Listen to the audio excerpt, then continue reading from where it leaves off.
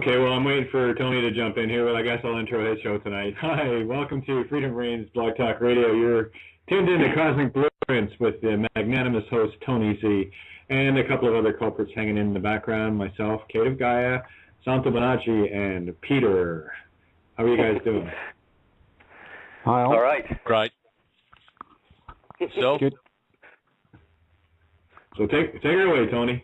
Yeah, good to have you with us again, guys. Lots been happening this week. It's been a bit of a busy one, hasn't it? Very much. I think that's an understatement. I think that's a real understatement, Tony, but okay. I think we just got a little overwhelmed trying to think of how do we make this conservative sounding? Yeah, it's been crazy busy. Totally. Had an awesome show last week, didn't we, with Mark Passio. I don't know if anybody wants to reflect on that initially. I thought that was just a wonderful show. Yeah, we had Boris on with Boris on Monday as well, and was that Sunday? Sunday was just this whole week has been mental. So we're really turning up the heat on the truth, and those that are tuned in, I think the ones that'll get it are really starting to see what it is we're doing, and that is just beautiful. Yep. Absolutely. All right, where do you want to start? Everyone, don't get all excited all at the same time now, I'll just sit here and twiddle my thumbs. I'm just going to go get my cattle prod and see if I can get you guys fired up. That's it. So what's been happening with you, Santos? What's new on Santos Bonacci front?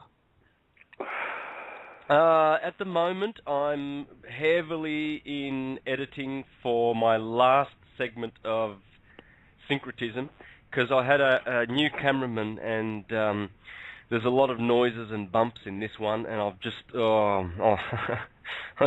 it's a real headache. It's been a week I've been editing and taking all these noises and things. He didn't have a remote mic, so he took the feed from the camera, and you can hear everything. So not very good technically wise. Nonetheless, the information really rounds up the other two in the series. So with 12 hours of information there, I think people should get an idea of how to sync in all things.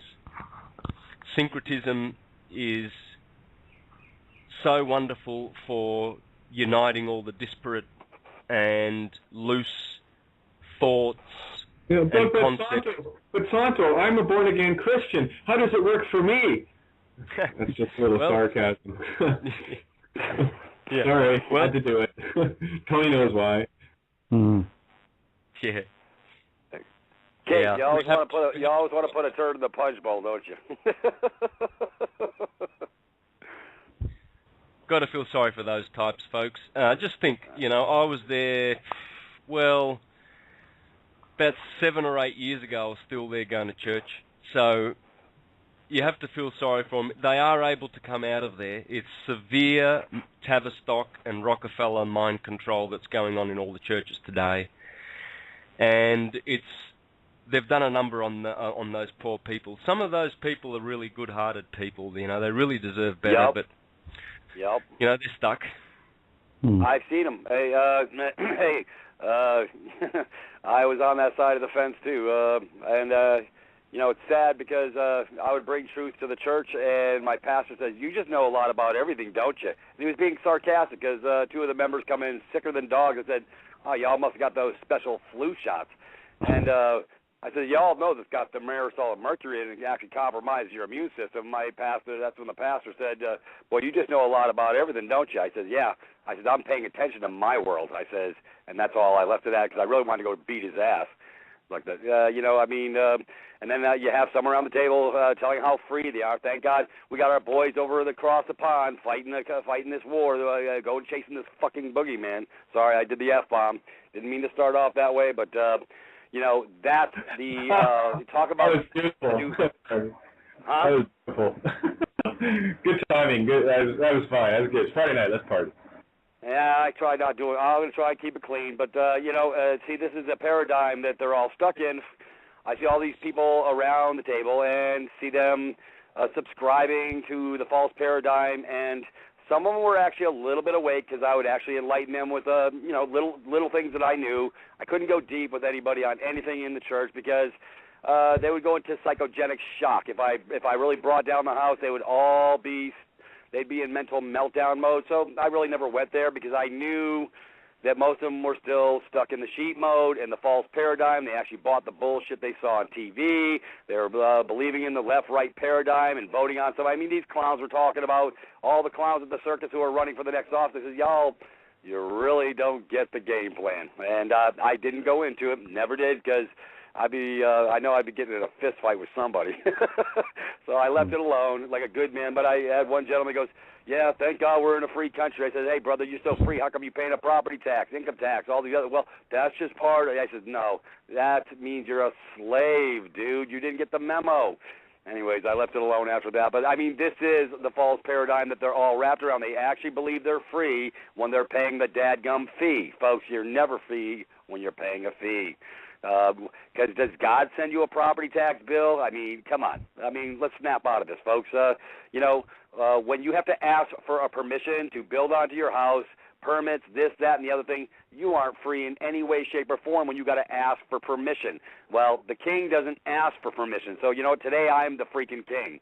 How's that grab you? Anyways, anybody can run with it from there. Yeah, look, if I had a chance to unwind, I could give folks hours of insights as to how Christian churches work and how the mind control is absolutely a well-oiled machine. I mean, I could go in depth and in detail on many subjects. Why is it that the governing bodies of these 30,000 Christian registered churches don't tell their folks? Why is it that they don't tell them, hey, you know what, we've done a bit of research besides the subject of Jesus is going to save you, all you've got to do is have hope. And we've discovered that thimerosal is actually very, very poisonous to your souls that you're trying to save, you freaking idiots. Why is it that the Seventh-day Adventists who promote health and sanitarium and Weet-Bix and all that frickin' shit, why don't they tell their moronic Seventh-day Adventist buffoon idiots that they shouldn't be taking vaccines, and the Jehovah's Witnesses and the Mormons, etc., etc., etc.? Because it's one big club of let's support Rome and taxes and Big Pharma and let's all go to hell with them. They are going to hell with the corporations, supporting them 100%. I could give you many instances and proofs of this. I just need to unwind. I just need time, and preparation. But I could go on. There's a lot of things.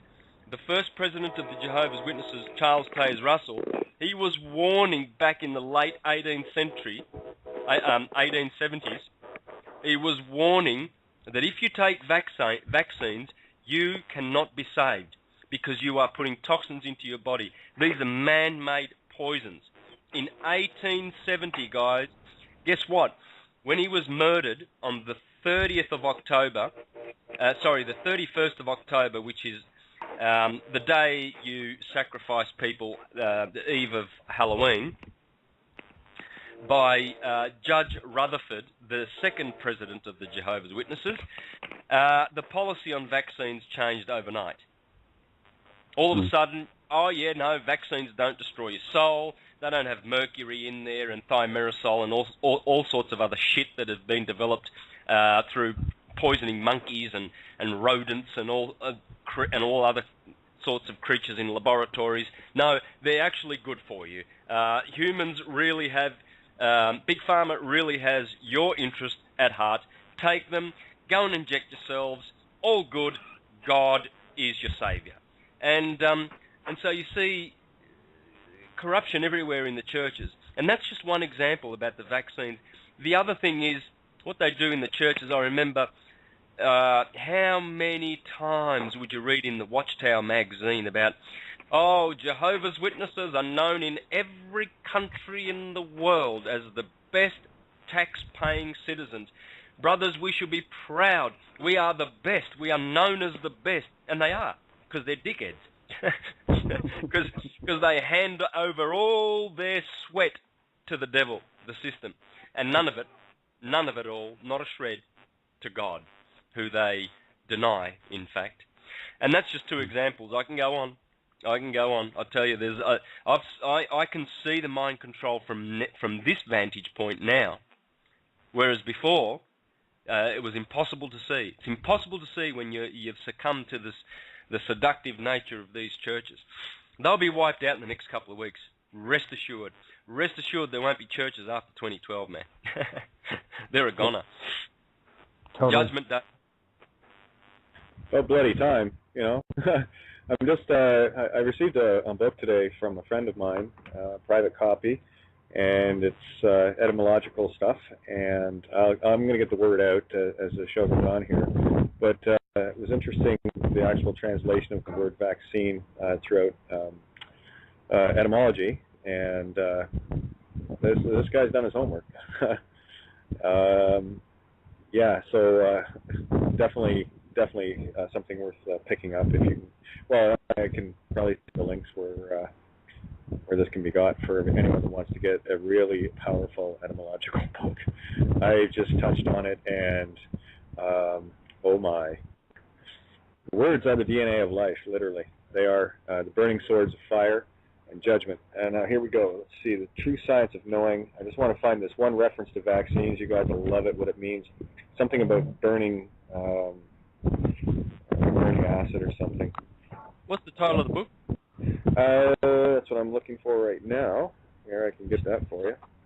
It's called The Real Da Vinci Code, Etymological Dictionary, the Religious Code of Babylon, and I have the collector's first edition. It's an encyclopedia, dictionary, Pictionary, and thesaurus all in one, and it's done by Desert Owl, and that's for anyone who wants to Google the name. It's Desert, D-E-Z-E-R-T, O-W-L. Once you see how it's spelled here, though, it's an entirely different thing. Yeah, but it's yeah, I've seen some etymological books before, but this takes the cake. Yeah, I've actually seen that, Kate, as it happened. Yeah. Well, I would assume so, because the source that I got it from, you know very well. So gotcha. it was sent to me with the.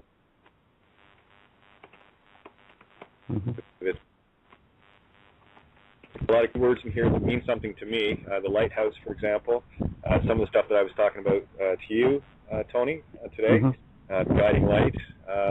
Guys, it's only a game, okay? I'm going to say that again and again and again and again, okay? So we're a bunch of kids in a sandbox, and what we have to do is find the child within.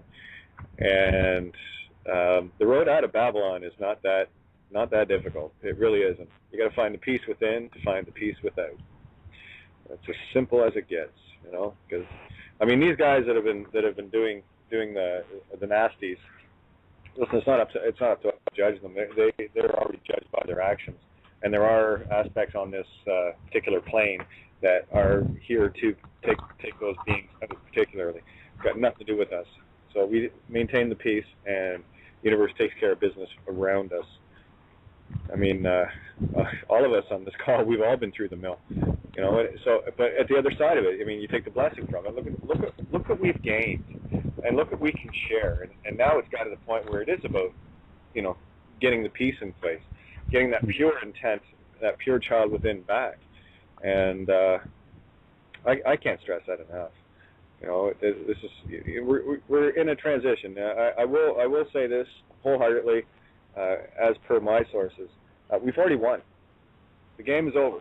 What we're doing now is moving into a privatized aspect, not a corporatized aspect. So again, this is about maintaining the peace, and those that want to control this world are going to keep us fighting and angry at each other. You know, it's people like Anger Jones out there, rah rah, get your guns, you know, get your guns, America. And you know, anyone that's promoting any of that crap, you can rest assured they're disinfo. We come across the disinfo people all the time. If you're promoting fear in any way, that's why I cannot tolerate, or will not tolerate, rather, fear porn. There's a difference to being educated on it, but you got to educate people on well, for lack of a better term, from a childlike stance. It's, vaccines are bad for you in as much as sticking your head in a 120-volt socket is bad for you. Don't do it. And if people wanted to go ahead and do it and check it out for themselves, that's their business. I'm not going to step or trespass on free will choice for someone that just, if you can't resonate with the truth that we're trying to share, that's not my problem. That's yours. And again, my reality is mine, yours is yours, and I'm going to love you regardless of what you do. It's just my thought. Anybody? Well, the facts speak for themselves. 3 or 4 years ago, when we had that swine flu attack, a whole bunch of dumb, ignoramus, caring mothers took their children over to get that swine flu vaccination over in Perth, and I think, if not thousands, hundreds of damaged children were reported, and they did a, I think they did a, what's a combined case called civil. Open class action. Yeah, against the producer of the vaccine. But what's that going to achieve? The children are damaged. They destroyed their children. Mothers are running in, being loving and all nice and listen to the government that tells them you've got to get your shots. Oh yes, they hear that word. You've got to get your shots. Protect your children, and all these nice so-called caring words by soulless, psychopathic owners of big pharma that pretend to care for little children, and through the parents, knowing that the parents have this soft spot to want to care for their children, they use those very, very powerful, seductive words, and the parents get... I was going to say, you need to hear this. I'm just reinforcing what you said. Vaccine, which means the cup of burning death. Also, we already know this, but this is from an excerpt here. Did you know that person is not a man? Well, yeah, we did. But did you know that man means a criminal and a sinner? And did you know that child means chilled and killed?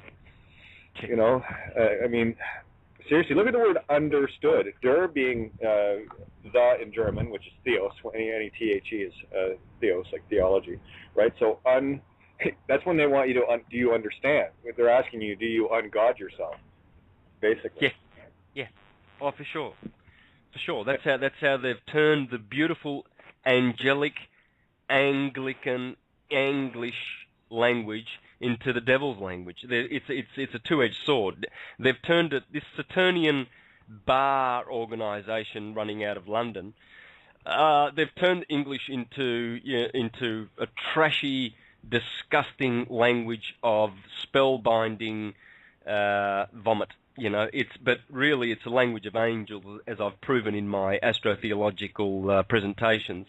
No other language on the planet can really bring the language of the stars to our minds than as English does. English is just quite exquisite in doing so because it's angelic. It's about the angles. In fact, when you open your history books, you'll read there that Anglican or English came from the Angles and the Saxons, and the Angles are the angels, the white angelic angels, you see, supposedly. But nonetheless, the point is it's Anglican, it's angelic originally from the angles of astrology. And this is why, you have all these words like deacon and orison and all these words that go back to astrology that are still found intact perfectly in the English language. Well, it's like the word deacon. You just said the word deacon, like it's spelled D-E-A, right? So it's dia or dios, God, con, right?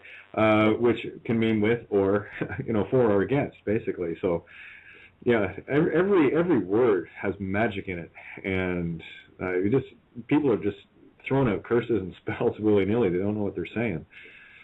I was also going to mention as well with the compass, the division of the ankles. It's the set square and the compass being the division. Well, again, look at Saturn. You can SA. You can have it as, depending on what sound. They changed the sound of the vowels back in the 1500s as well. So you can take Saturn. A good clue for that is we used to say Uranus, and now we say Uranus. So it's your anus or you're in us. Now look at the word Saturn. You could say it, change the sound of the A to the hard A, which is an A sound, so you could have it Saturn, and also the sound SE in Latin, pro se. SE means himself, herself, itself. So you can look at Saturn as himself, herself, itself, turn. So literally turning us against ourselves. It goes on and on. It's crazy. It does, and this is the power of language that many consensus types do not investigate, and to their detriment. What we must do when our mind is activated is to look at the containers, the words that we use. Look at every letter, look at the numbers that correspond to the letters. A always corresponds with 1, B is 2, hence the word both. Beth is the Hebrew equivalent, and it means both. It literally does mean both. C has the value of 3, D is the value of 4, etc. And then when you see how they combine these beautiful words with their numbers, powerful thoughts are created. And this is why the word Ra is so important in theology. It's still there in the English language, and the letter R is Resh in Hebrew, which means the head. So it's the starting point of all things. And then Aleph, is the bull in Hebrew. And so you've got Ra. It's such an important word, and this is why we get radio, radius, and all those words that I've presented in syncretism. That's why they appear there, because Ra is this vibration that emanates from Isis, from the stillness, which is responsible for the universal mind thinking. And this is how words are projected from the stillness of Isis. It is words. This is why the Bible says that the Word of God is so important, and Jesus is called the Word, and the Word was made flesh.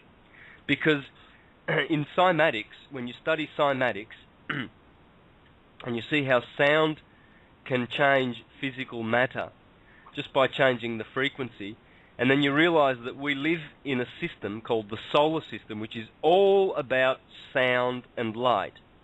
Then you realize that sound, it's just cymatics. Those 7 orbs are placed in their placement in the helical solar system. They are placed in there, and they all emanate their own particular sound and vibration. And it's those sounds that is the Word. That's the Word, the Logos. You see, God, the stillness, has one child, the only begotten, the Word of God. The Word is exactly what we're talking about today. It's words, it's sounds. Why are we making sounds to communicate? I mean, you got to think about that one. Why do we have to make these sounds? And we recognize them because we're educated and in what they mean. So you guys can understand me. It's not like I'm speaking Japanese or Italian. So we all understand these words, but why are they coming into our ears by sound? And we rely so much on these senses. There's much more communication beyond the senses. We know that. When you're in love with someone, all you've got to do is look their way, and you can tell them a million things just by your look, just by being next to that loved one. A mother doesn't have to say a whole heap of words to its baby, newborn baby, but it communicates love. There's no doubt about that.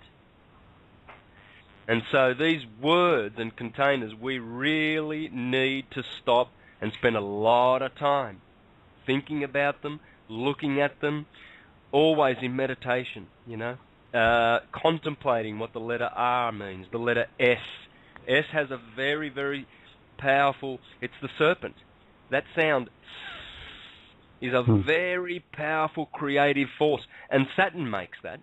That's Saturn's sound. If you could listen to Saturn's vibration, which we can't pick up with our ears, you would hear it saying, and the Sun, on the other hand, is saying, all the vowels. Yeah. Interesting stuff. Yeah, an interesting quote from Maximus from the 5th century Rome. In the years to come, the people of conviction will need to become bilingual. And there's that B again, right? The two, duality. And of course, duality starts in Taurus, right? The dividing line, drawing the line, yes? Yeah, well, there you go. You just expounded on what I said. I said B has the value of 2, there you go, and there you have both, and you also have bi, 2. Well, it's like the word cymatics, right? Again, I hear things before I see them, so I hearsay or heresy or hearsay. That's why they call it heresy, right? Hearsay, because you're actually looking and listening at the same time. Where was I going here? Oh, the word cymatics, PSI, right? Pounds per square inch. Go figure. Cymatics.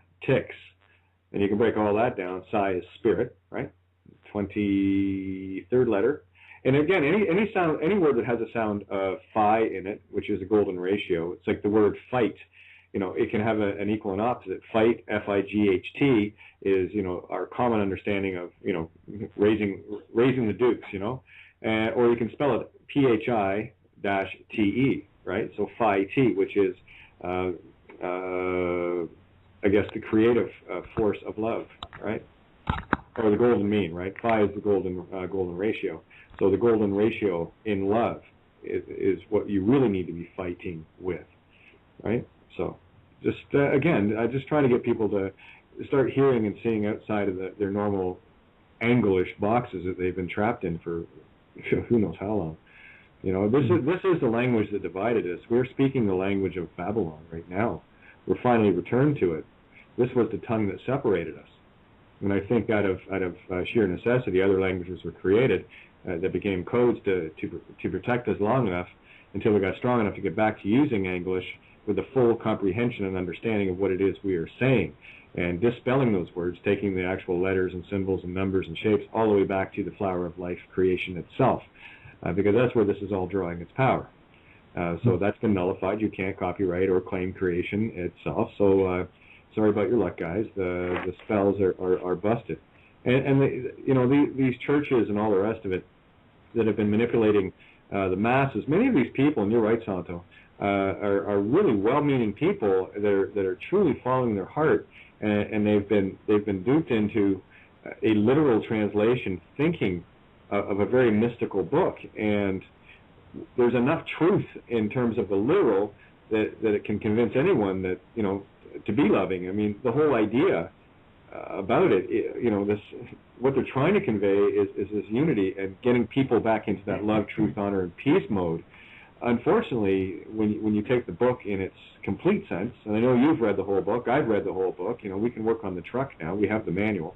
But, and that one, by the way, goes out to anyone that hasn't read the book. Don't quote me anything from the book until you've read it front to back, because quite frankly, you're when people quote from a Bible without actually having read it and understand the mystical side of it, they are literally ensnaring themselves with their own illogics that were painted on their canvas by somebody else at a very young age, and they've just decided that they can't be wrong, and they cling for dear life onto something. Because, you know, here we are, gods fearing lack and loss. I mean, Ian Zungold had a beautiful essay on that. If you go to Mayan Magic's webpage and check out Ian, the late great Ian, his essays are phenomenal.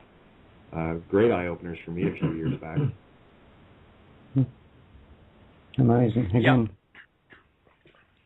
carry on. Yeah, these people that quote the Bible and have stuck on the letter of the word, they are already warned in the scriptures that the letter of the word kills and the spirit of the word enlivens.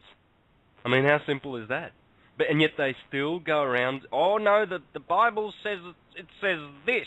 See, look what it says here. They pull things right out of context. I mean, I was doing that when I was a Jehovah's Witness. My God, how much did I do that? Wow, I can see it now, of course. But but that's what it means. You don't get those letters and take it literally. You do not do that. That kills. And the Bible actually warns about this. In fact, I'm going to pull up the scripture so that folks can go to it. Give me a tick. Give me a couple of seconds.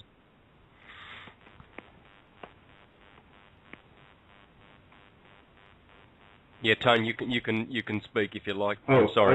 I was going to actually ask why you're looking for that, Santo.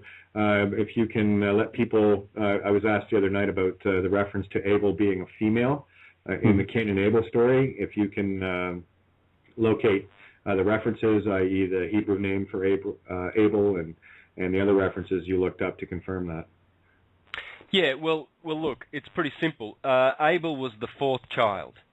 First there was Adam, the atom, the unity, the one. Then comes even.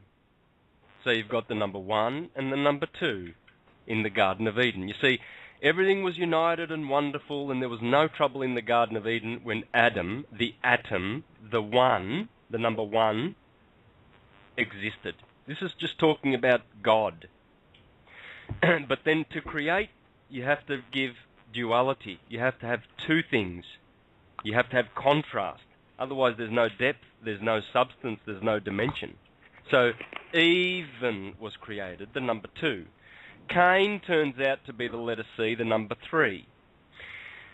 Abel has to be feminine because all even numbers are feminine. And the name Abel in Hebrew is Hevel with an H. H-E-V-E-L. Just like his mother Eve. The number 4. And of course, Abel gets to die because the number 4 means death. You see, when you know your theology, you don't get stuck on the literal rendering of this rubbish. And you raise yourself to glory by seeing what's really written.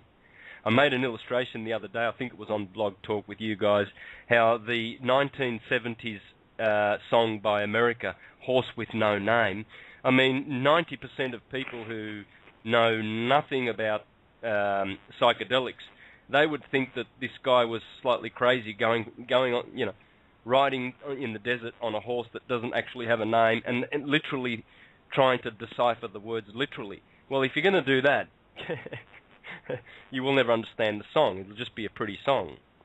But of course, it has a higher meaning. It's talking about the horse is heroin, right? So, and all the experiences that he saw and all the wonderful things that happened on this trip of heroin that this guy had, he describes them in the song. And so the Bible is the same. If you're going to, you know, think, oh, how did that happen? Cain kills his brother. My God, they were perfect back then. How could they go killing? Oh, this is awful. Oh, no. And this is what the churches are stuck on. They are stuck there in that mud of interpretation. This is moronic. It's just absolutely moronic. As if God's going to write a literal story. Because, of course, they think that God wrote the Bible. This is how dumb they are. It's a book about God. It's not by God. It's about, and it's not about the God that they've created in their construct. They've constructed a God that, you know, in my opinion, is Uncle God. You know, the benefactor. You know, when that good uncle comes to visit and he gives you all these. He gives you a couple of dollars and some sweet candies and everything. That kind uncle, we've all got one. Remember when you were a child and there was always someone that was really kind, you know? Uncle Tony or Uncle Tom. Oh, Uncle Tom's coming. He's going to bring me some money and some, you know. That's how they see God, you know, as this benefactor that just gives only good. And they never get the good because they don't understand that God, that construct that they've created, is the dualistic demiurge, the Lord. It's not God, because God is the oneness, the unity, and they have adored a divided God, which emanates from that oneness, which is basically the product of that stillness. And it's, again, another illustration would be a guitar string, okay? So a guitar string is dead silent. My guitar is sitting in the corner over there, and it's silent. It's probably humming, but I can't hear it because the human ears cannot hear. So it's made from beautiful wood, and it's got these beautiful nylon strings on it. But when I grab that guitar and I strike one of those strings, what happens is from the stillness comes a vibration, a sound. And notice the word vibration. Yeah, there's Ra hiding right there. And so that warm tone comes and it goes. It does not last forever. And you see, this is the Word of God, the only begotten, that was made flesh, that comes from God. And that's the demiurge, the creator. See, when I strike that string, I have created a tune. I'm making tunes with my guitar, with that sound. I'm manipulating those vibrations, and I'm making a tune. But that tune ends.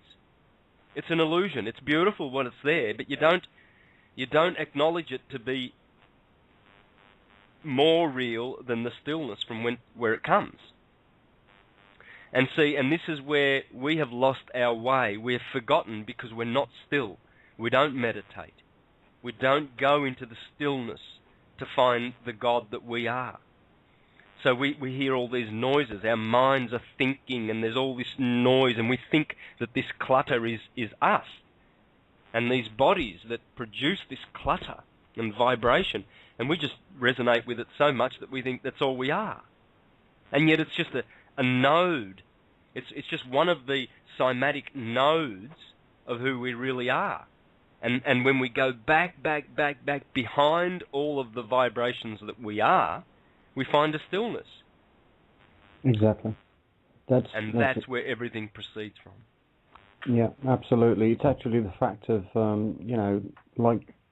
separating yourself from all the noise and all the distraction, all the things going on around you, and the physicality itself, and just realise that, my God, I'm actually conscious. Isn't that amazing? And that's where it's all at. It's that consciousness of who you are. Yeah, and Rome has pulled us away from that because Rome has given us all these other things. We've got bread and circuses. There's lots of hockey and football we can go to. There's corporate ladders. They exist, I believe. There's keeping up with the Joneses. That's an interesting concept.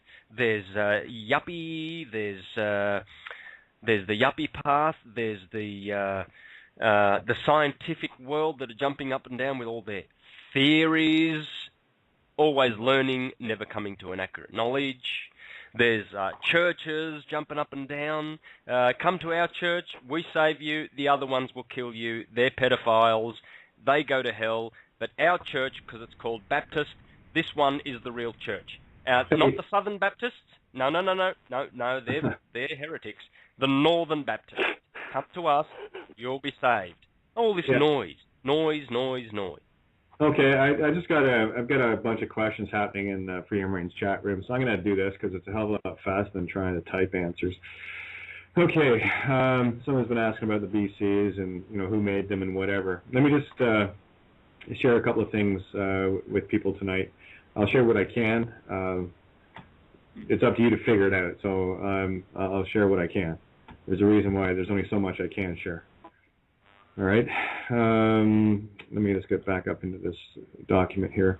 Very important historical information. No, I didn't want to be a stockbroker either, nor a banker, nor a historian, nor a mathematician, nor this, that, and the other. I'm a musician. Okay, so this is why people need to, let's put it this way: the guys that want to control us are banking on our ignorance. So if you want to stay ignorant, that's fine. I enjoy being a slave. So what we're trying to do here is set you free. Now, I'm going to share a couple of things with regards to the long-form birth certificate and a short-form birth certificate. They are entirely different animals. One is private, one is public.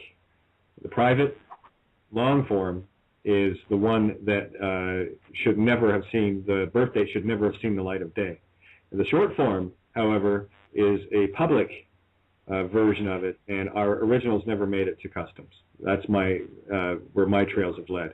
The long form, and for those that are going to get all out of joint and everything else, I'm going to actually state historical fact Leave all your dogma and bullshit attachments to keywords that like to trigger anger, because you've been conditioned to be triggered with this stuff. So I'm going to say it straight out. There is no malice in what I'm saying. What I'm sharing is pure history. If you can handle it, great. If you can't, the door that you came in also swings out. All right? If you can handle the truth, hang out. If you can't, bye. Here it is. Long form is a Jewish contract. And you have to see Black's Law, the Star Contract, which Richard I, yeah, that's King Richard I, said no contract will be honored unless deposited in a lawful repository. So, the Exchequer in England, that's the Chancellor of the Exchequer in England, who was at 11 Downing Street, or you can actually have, there's a third one we're looking for, but the second one is the United States Treasury. These are two lawful repositories. And your long form BC never made it there. All right. Now, just want to share this information with you. That's where this caboose at the end of the train is going to stop. There's a little bit of work that people have to do here in order to see this. I'm going to get into something in a future show to really outline this for you. But here's something, a little bit of history for you. Because it's well known before the banishment of the Jews under Edward I, which he did, he banished Jews. That's Eddie Longshanks of William Wallace fame, you know, the bad guy in the William Wallace movies.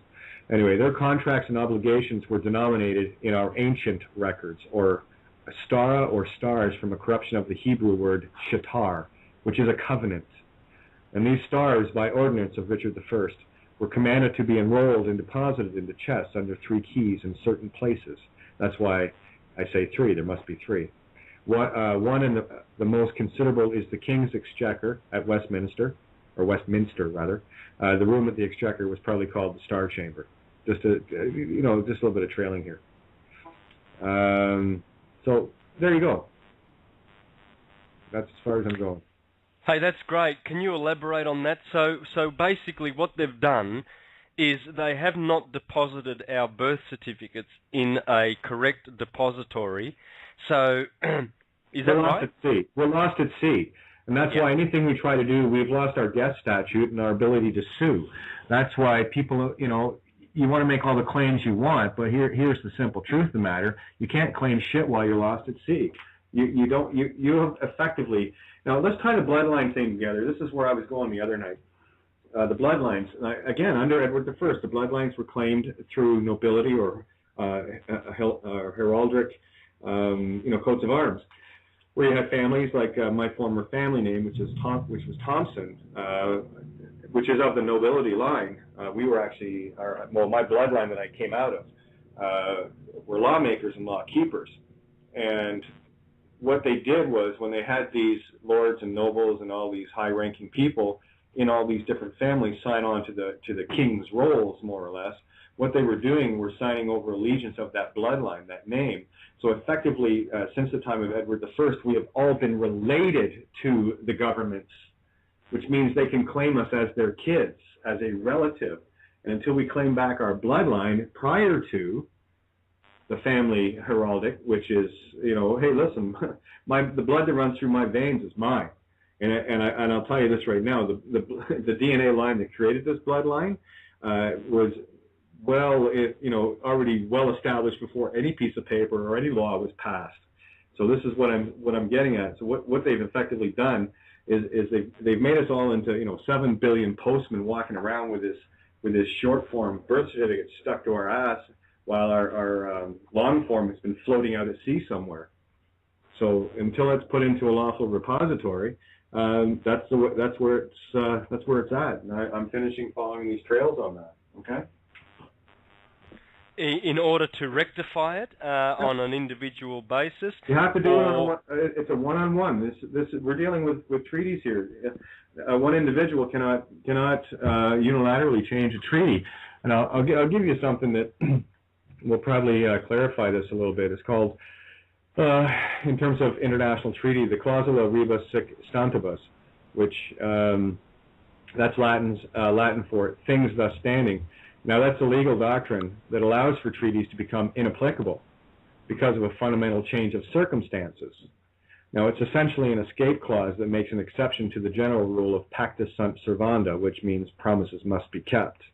And because the doctrine poses a risk to the security of treaties, as its scope is relatively unconfined, it requires very strict regulations and guidelines as to the conditions in which it may be invoked. And this doctrine is part of the customary international law. All right? Where was it? I wanted to find one section of it. Although it's clear that a fundamental change of circumstance might justify terminating or modifying a treaty, unilateral denunciation of a treaty is prohibited. And a party does not have the right to denounce a treaty unilaterally. Yeah, I mean, if you had everybody in full agreement of changing the treaty, that would be a different story, because the treaty could then be rewritten as a collective. But one individual, it's like, I don't agree with the U.S. Constitution. As an example, of course, it's nonsense, but I don't agree with that. But because I don't agree with it doesn't mean that the whole Constitution is let go. The only time that happens is when everybody says, okay, we've had enough. And that's really what it boils down to. It's getting back to our inner child, guys. The answers are all there. They're staring you in the face in the now moments. And everyone's too busy walking around trying to figure this out and trying to... I'm guilty of it too, right? And getting so caught up in the drama of this place, and that's exactly what they want, that we're missing our now moments, that when you look around you right now, everything that is around you, actually your higher self is trying to show you your path, if you can see it. That's where that whole, oh, look at that, what a coincidence, keeps showing up all the time. So, no, I'm not a bonds expert, nor am I, a history expert or whatever, but I've done enough work, and I've looked at a lot of different things, and I've been through a lot of different mills where, for me, my truth is a well-founded one for me, nor do I expect anyone to see it from my perspective, because everyone has their own, and that's cool. Just being honest, sorry. I have a really bad habit of doing that, But here we got Peter on here. Peter, what do you, in terms of bonds and stuff, what do you think the ramifications would be of having the original birth bond lost at sea? Isn't that special? We got to hide. Like I say, it's layers of the onions. They've been hiding everything in layers and layers and layers of crap, and. However, the irony is the layers have been revealed. I'm sure everybody's got my post that I posted today from my brother Bill over on the other side of the fence. He gets the memo. He sent it off to us. I sent it off to you. You can't make this stuff up. Like I say, the truth is stranger than fiction, but it is still the truth. So everybody's got to change the paradigm. But it's... And that's why I'm digging into the other side of the fence about insurance, because the whole thing is one big insurance scam, one big LLC. That's Canada, Australia, USA Inc. We're all in the same crappy pie together. And they've stolen your birthright, stolen your beneficial interest, and they're doing it right up underneath your nose. However, you know how I feel about things. Why ask why? That's where I live, so that's going to be the question of the day to those folks in their private capacity, in their full unlimited commercial liability. We're going to take this to a different plane. This is, like I say, nobody looks at, I look at things differently than everybody else does, because I like to pull in all the loose ends, like the fact that if you read under the rules of 4 and the rules of 8, it specifically talks about contracts. Yeah, go figure. It's all about the contracts and the insurances. And so when you make application for, let's say, a mortgage, a credit card application, or any other hypothecation action, there's never, ever 2 signatures on the document. Now, go figure. And for those that don't believe me, I'll let you go read it. I'll send you the rules of 4s and 8s. And this is where I get my 2 + 2 = 4 equation. And I said, I was just talking to my brother Mike, and I said, it's ironic that if they showed 2 signatures on the master document, so when people ask for the wet ink signature on the original contract, because if they showed it, what happens, gentlemen, this is what's happening, folks, listen up, I'm telling you, this is what's happening. It's really, really simple. See, if they showed both signatures on the contract, then guess what? You would know that they're the debtor and you're truly the creditor. So, but what they've done is switch roles, just like they do in court. So it's the same old sorry-ass crap, and here we go again, folks. It's another bait and damn switch. That's why they had to create the rules of 4, so it gives them an out. Well, that's all right. We're going to help them out with the rules of 4s and 8s. See, because when you put it in the dadgum box, it becomes, for lack of a better term, non-negotiable. And I don't mean like an instrument. I mean for what the hell I'm asking for in the private, as the private man. I'm going to do a little double seal military technology that's used in the military as well as used with the IRS for years and years. And so we can send some private cargo over to the private party, i.e. so they can't hide behind their little skirt and their little title, because it's a mano, folks. This is head to head. Like I say, today's been an excellent day. It's like the synapses have been going off all day. I've been pulling in all this crap together, and it's all really starting to make sense. So the irony is they put this rules of 4s and rules of 8s. Gee, guess what? It's in the insurance code. The whole damn thing is about insurance. See, folks, this is where I get my epiphanies. This is where my mind starts getting right, because that's when you start putting 2 and 2 together, and you actually start making sense of this one big limited liability corporation. So that's why they never produce their bond for the game. They're using yours. It's all one big sleight of hand. But that's all right. Now that we know, hey, I'm going to show them some love on a whole different level, and we're going to do the rules of 4, the rules of 8, which gives them absolutely no wiggle room on a whole different plane, and we won't be operating as dead man fictions anymore, and neither will they be hiding behind their skirt, i.e. their judgeship, their DA-ship, or their clerkship. So we'll bring them all to the dance, and they will have no plausible deniability, because the shit I'm fixing to start asking, and I'm not going to be asking. See, this is what I figured out with this red box thing. My brother in the Navy, and I've never seen this happen before in my entire life, did 10 years in the military, know a little bit about it.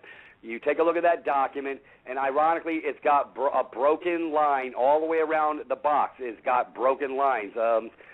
Okay, that's why I had you take a look at it. And so what I'm trying to put together is when my brother in the Navy, in E6, put his shit in a box, i.e. the red box, the 4-corner box, when it went straight to the captain, it wasn't really a request.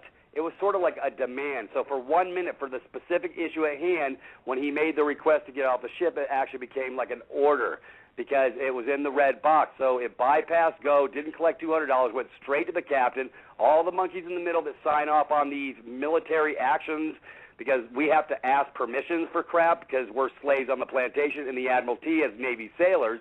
So for that instance, for that time slot, for that specific issue, when he put it in the red box, this is my 2 + 2 = 4 equation, it no longer became a request. It actually more or less became like an order, a demand. So the contract became non-negotiable. So the request that he was asking was treated as like an order. That's how I put it together, because I've never seen a captain call a man to the bridge within 12 hours after putting his paperwork together, and it's a one-pager, folks. And when the captain got it, he was asking him, when do you want off the ship? Not, can you get off the ship? What's with the noise? Oh, that's me. Sorry, Peter. Oh, okay, you're killing me. Now I lost my train of thought. I forgot where I was. You're going to have to remind, where was I? Sorry, I was just defending you. No, it's... Within 12 hours, he was off the ship. It was a one-pager. Right, it's right. It's called a request sheet. It's a military. I actually have it downloaded on my computer. Now, folks, see, since now that I've got my eyes wide open, I'm looking at the damn document with the broken black line all the way around it. It's in a box, but it's a broken box. So it doesn't have the capacity of, let's say, being non-negotiable. So when I mention non-negotiable, we're not dealing with an instrument here. We're dealing with the request. The request is non-negotiable. The information put on the page is non-negotiable. So I've got a feeling that when I start putting what I want to put on paper to my brothers and sisters over at the county courthouses, they're going to have a lot less wiggle room, because it's no longer going to be considered a request, because under the rules and 4s and the rules of 8s, the request, I think, somehow becomes an order, and they have to operate in their proper capacity. And I'm not dealing with the clerk anymore. I'm dealing with the clerk in her full unlimited commercial liability, because I'm not going to deal with her in her fiction world. I'm going to deal with her with her live a mono body, And so I don't really think she's going to have a lot of wiggle room, nor will the DA, and nor will the judge if I choose to bring him into the game. I figure three's a party, and everything's in threes with these clowns anyways, and they are truly the trustees. You aren't. They try to make you the trustee. Well, I've uncovered a whole plethora of other stuff. So anyways, folks, I get a little excited. And hey, Peter. Hey. Yeah. And again, sorry about that, because my mute sometimes doesn't take when I hit it. My Skype's messed all the time. Anyway, so sorry about that. I get a lot of people asking me questions like, what are fours, little fours and eights and all the rest of this stuff. Where can they go to get that information from you directly? Because, see, here's the thing, and I really, I must not be in a mood to do this. I think we just had a full moon. But anyway, the bottom line is this. Every time, I love getting asked questions, well, how do you know this? Well, there's this thing on my computer that it's called like internet. A search bar. I think it's called a search bar or Google or something. I think it's Google or something like that. Anyway, if I have a question, I just type something in there and I hit it and then I go looking. And whoa, it works. Sorry for my sarcasm. No, I understand. Yeah, hey, folks, if I mention rules of 4, rules of 8, look it up. It'll go over to the insurance side of the house, and you may not understand what you're reading, but I do. So it's all about insurance. It's all about the limited liability corporation. That's what everything is, limited liability. They're drafting a verdict for performance, and they're putting the liability on you when it should be on them. So because they reverse positions on you, and you weren't paying attention because we weren't paying attention, it's all of us. We're all guilty of not paying attention. Well, I'm sure as hell paying attention now. So matter of fact, it states specifically in there better be a debtor and a creditor signature on the contract. The problem is they never put a debtor-creditor, because if they put 2 signatures on there, one of them's got to be the debtor, the other one's got to be the creditor. So, folks, I'm telling you right now, I know for a fact, in my mind, you are the creditor because they don't have shit. They have absolutely bupkis and toast because it's the good faith and credit of the American people, the Canadian people, the Australian people that funds the International Monetary Fund system. So, that's why they can't show their signature, because it showed them as a debtor, and then they be the big crap sandwich. However, they switch gears on us like everything else. It's called bait and switch. And that's the norm with these clowns. I mean, they are predictable. So, it's ironic I find that out about the bond situation, and it's exactly that way on every written contract with these clowns. But they had to bury it somewhere so you wouldn't find it. Well, guess what? I found it. So, hey, go figure. Well, it's sort of we've been talking about this red box thing for the last 3 weeks, and it's ironic how all these red box issues are starting to come through my door. We're actually dealing with the gentleman who brought this to our attention even further, and so we had my brother from the Navy share his story. He shared his story with me, and when he shared with me that's when I get my 2 + 2 = 4 moment, because when you put it in the red box, it's a non-negotiable. Okay, not here, like an instrument. Yep. Yeah, you pour out far too much information. Take a breath. I want to try to codify it to help people here. I'm getting hammered, so that's why I just walked away from the computer. I'll tell you what, hey, if they want to get the real poop, they can go over to privatist.me, join up, and come on in. The water's fine, and I'll give you the education over at my thing. See, that's why it's all private. See, folks, I do this in the private. I won't broach this, what I want to broach in the public, because that's when they get real excited. Okay, so yeah. Did I get cut off?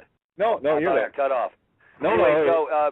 Hey, anyway, so as I was going to say, to help clarify something for people, what is your favorite car on a train, Peter? As a kid. The caboose. What color is the caboose? Red. Thank you. All right. And why is the caboose red? Well, because it's at the end of the train, and this is about laying down your tracks, baby. Peter Gabriel said it really good in Sledgehammer. Actually, if you really want the truth, if you can see it, it's in Sledgehammer. You might want to check out the lyrics, and that's really the long and short of it. If you want your blue sky back. So. Are you talking about Peter Gabriel, Sledgehammer? Yeah, absolutely. And then you got ELO, Blue Sky. Oh yeah. And again, cool. what I'm going to say to people right now is, grab a piece of paper and a pen, okay? Because you can sit and listen every night that we do this. Well, what I'm going to get you guys to start doing, same thing we did in kindergarten, right? We were given a piece of paper and some crayons, and we were allowed to be creative with it, okay? And what I want everyone to do, and this is what I do. I love being the kid. I love going, I'm going to write that down. I'm going to see what that means. And I go and maybe a few key phrases that I've tossed out tonight, like the long and short of it. Maybe the caboose. Maybe never ever give up your birth date, because that's private. That's yours. It's never meant to be public. Things like that. Trying to think of other little keywords that might, get you to establish issues. Everybody's got issues. Yeah. Well, look up terms like blue sky and things like that, and see what you find. Because here's the thing: you're not going to learn shit until you do something.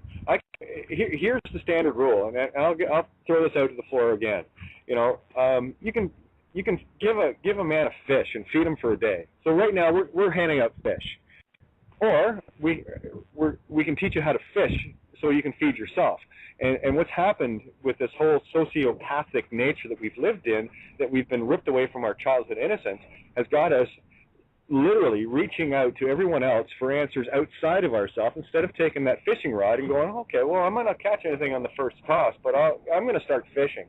So what I'm going to ask you guys to do is start fishing. Every question that comes into a chat room, well, my answer to you is Google it. Have a look for yourself and have your own aha moments, Okay. That's all for fishing. I don't want to be real hard on people, so, I'm going to give them an open door opportunity to come through my door. You want the exponential learning curve? You know what? You can come through my door. You can email me and send, just put Fast Track Bonds on the subject line at petere4@yahoo.com, and I'll extend you an invitation. That's Fast Track Bonds, BONDS, at petere4@yahoo.com. So go ahead and send me a little dealie, and I'm going to send you my memo and give you an invite. If you want to dig deep, far, fast, and deep and get your exponential learning curve on, you can come into my door. It's a private door, though. It's for members only. Sorry. That's how it works. Because in the public, they'll beat your brakes off, shut your ass down, and put you in the jug. So you know what? I'll expose it all and give the truth, but you can only get it private. And yep, you're on the hook to meet all the parameters in the private with me, and you agree to that. So, yeah, this is not for public consumption. This is for private consumption. That's why I set up a website, privatis.me. So privatis.me. This is the portal you want to come through on the medical side of the fence as well, and I'll uncover a whole plethora of crap that they're not telling you about there either. So if you want real truth straight up, then get your exponential learning curve on. I will bring you through the door. You'll have to actually dig in, but I'm going to provide you sort of a picture-word association, bouncing ball, ideological overview, so you can actually assess the information being brought over your desk. So this is how I operate. See, I trained Marines for 8 years. I can train anybody. You know what? So it works out really good. So if you want the invite, come on down, petere4@yahoo.com. Send me an email, and I'll send you an invite. You can accept it or decline it. Hey, it's all about life. Everything in life is about offers and acceptance. That's how this whole system works. Anyways, Kate, so you know what? This way, those that are really interested and they're just not trolling to kick the tires, you know what? They can come through my door. Well, it's always interesting to watch the chat room with all these anonymouses showing up all of a sudden in the last few weeks. Yeah. Here's the thing too, right? I'm not sure exactly why people find such disdain out of maybe asking for something for the countless thousands upon thousands of hours of research. Tell you what I want you to do, everyone that's complaining about maybe $10 a month kind of thing or whatever, the chances are you probably won't even need to be in there for a month. But here's the thing: take a walk down to a research and development local university, and find a research and development professor that's on a $250,000 or $300,000 a year. What do they call those? Grants. Yeah, where whether they find something out or not, it's irrelevant, but they still get the money anyway. Tell them to ask them if they would do what they do for nothing. and then see how they, never mind fishing, trying to fish. Well, you're actually down to the point where that's the only thing you can do in order to feed yourself and your family. So if you guys want to begrudge it, that's fine too. I don't, quite frankly. Okay, let me bang that bell for just a couple seconds. Hey, for those of you who think freedom's free, snap the hell out of it. It ain't. I paid thousands for my education, and you know what? I've been down all the dirt roads, UCC, negotiable instruments laws, all this stuff, and that's why I'm at where I'm at today, because I actually decided to pay for my education a little bit and say, you know what? I'm worth it. It wasn't about I wanted freedom, but at the same time, I was willing to invest into my future, because guess what, folks? If you don't invest in your future, guess what your children got to look for? Obama shots, some special chips in their butts so they can be tracked like farm animals and be forced compliance on medical technology that is really not, it's actually going to be deleterious to their little bodies. My kids don't get no shots. Anyways, the point being is, you know what? Nothing in life is free. So if you think this is just about, it's not. That's why it's private. It's not commercial. It's private. And if you can't get the memo, then you need to go ahead and dig in like I've dug in for 25 years. Because one person actually sent me an email and said, "What are your credentials?" I said, "I'll tell you what. If you're looking for credentials, go see an attorney. He can give you his friggin' his bachelor's degree in law or whatever he goes through, his law degree or whatever, and he's gonna sell your ass down the river faster than anybody else for $400 an hour, and he's gonna enjoy doing it. And you're gonna become in commerce, i.e. intercourse, and you are just gonna become the victim of the game because he became your mouthpiece because you were incompetent to handle your own matters forthwith." That's what that means when you hire an attorney, folks. You're incompetent. You're an imbecile. You're a baby. It's not me saying it. That's in their definitions. Read it. I get a little excited, but you know what? This is because nobody's paying attention. It's a sad state of affairs when we're in our world that nobody wants to dig in. They want it all free. Well, if you want it free, then go dig in just like I did. It wasn't free for me either. So, anyways, I love you enough to share with you what I got. I'm great. You want to come through the exponential learning curve in the right door? Come on through my door. If you don't, stay put and keep trolling, because the time and energy you're going to dump into trying to beat a straight line through the straight line to the other side from A to Z, it's going to take you 25 years plus. Hey, and that's if you're sharp. Hell, I've got deductive reasoning skills. I developed them. I actually think outside the box. I've been like this my whole life. So if you're not the sharpest blade in the drawer, it's going to be a long, hard road to haul. And so, you know what? If you don't want to you don't have to do the 25 years of crap I did. Just come on through the door, and you beat a straight line path through the front door, and it's a win-win proposition. If you think you're worth it, I know I'm worth it. You see, all the other institutions are set up in the same sort of way, though. It's the same as the medical institution, the scientific community. All the different same things. It's institutionalism. They're not going to tell you the truth, because otherwise the institutionalization of it wouldn't work. Right. Just like Big Pharma, Big FDA, matter of fact, they've got doctors actually writing up their BS assessments on these new medications being brought out, so they pay some shill to come write the study up and saying, he's getting paid by the big scumbags that be, sort of like Project Pink and all that other crap that people actually buy, the Susie G. Komen run for life. What a crock of crap. And you've got the CFO of that company making $750,000 a year, and they're not putting really crap towards the so-called cancer. And by the way, you women that go out and get all these breast exams, they're just radiating your breasts so they'll fall off. So they'll guarantee that you get cancer. That's what multiple doses of radiation does over time. But they won't tell you that. We're going to help you. Yeah, we're going to check your cervix and make sure that nothing's going wrong there, when there's multiple dirt cheap alternatives that can fix all these issues with cancer anyways. But if nobody looks outside the box, they're stuck inside the box. They actually buy the white coats. Matter of fact, I was on a phone call with my brother from Chicago tonight, and his sister's in the hospital.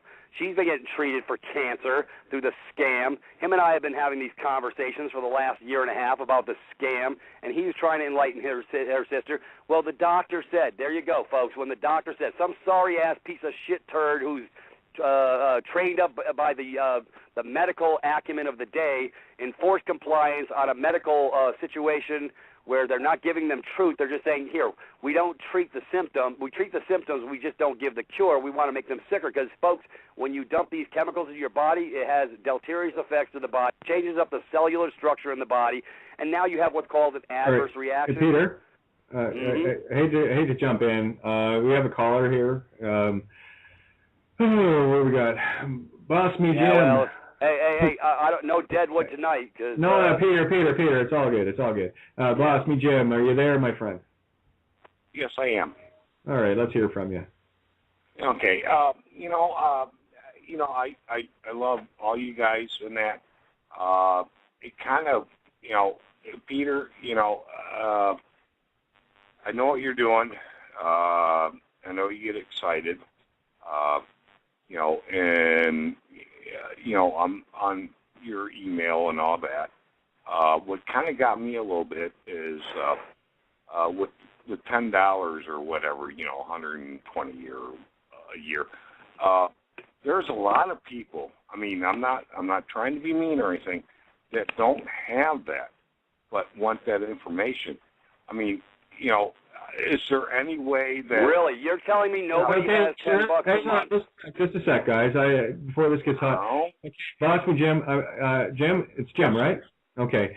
To be fair and to be honest, absolutely. And this is one of the reasons why, Tony and I in particular, we're on the air at least 14 to 16 hours. I know. Jim, let me finish. Yes. Just let me finish. Ma'am, it's all good. And what we will do, Jim, to the fullest that we can, what we're trying to do here more than anything else is there are people out there, and we have helped countless people in terms of not and never getting anything or expecting anything, and basically I'm at the mercy of the universe, and I'm okay with that. If I never get another dime, fine. It just shows what I'm worth. I don't care. I really don't. And I will share as much as I possibly can. And when it comes to situations like that, Jim, of course, we always put our hand forward. We're just asking those that can help to please do. And then when they get educated, they can pass that on, So this is a teaching fishermen kind of thing. Yes, exactly. I mean, if I had the money, I would give it to you in a heartbeat. Yeah. Jim, let me share with you. Yes. Let me share with you. There's people who I know who don't have means, but they have, they have skills and they have capacity. And you know what? I measure a man not from his wallet. I measure him from his heart. And you know what? I have capacity to bring people through to the other side and help out. But you know what I found out for the most part? When you give it away from free, they want more. I got people calling me up with 43 felonies they want me to wave a magic wand for to fix for them. And they want to drain me of 8 hours of my day to actually develop documents for them and do this and strategies and stuff like that. Well, gee, I have lights to keep on. I have 2 mouths to feed. And you know what? Nobody cuts me a check. That's the bottom line. So you know what?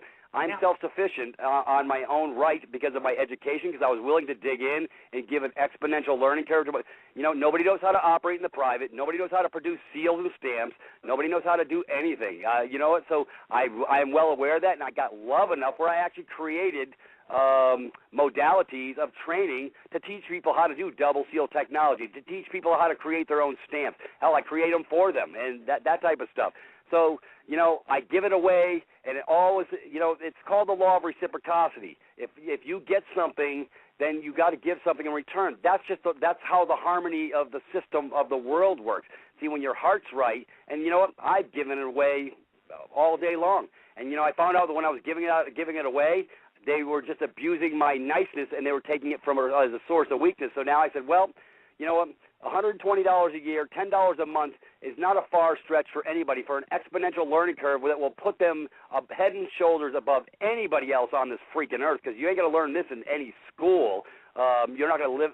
So the whole point being is, you know what, I've created a vehicle in the private for people to get their minds right and get on the right path in a really, really quick and effective way, because I really know how to teach people. I know how to break stuff down to digestible, biteable chunks like eating an elephant, because that's what's going to take for people to get their minds right, because this is a big tree to hug, put your arms around, to hug the tree of truth. So, if you're going to whack my brakes off about the $10 a month, you know what, then, I guess it's just sour grapes, because I really don't know what to tell you, because, you know what, if I can't keep my lights on, then nobody gets nothing. That's how that works. There's something else I want to That's how that works. So if Peter disappears, then... Well, you're not listening to what I'm saying, though. I mean, like you said before, if there's something that we can do to help you, I mean, money is tight. I mean, there's no question about that. I mean, you know that. I'm not asking for $1,200, brother. I'm asking for $120. And I'm not asking for nothing. It's a donation, and if they can see clear.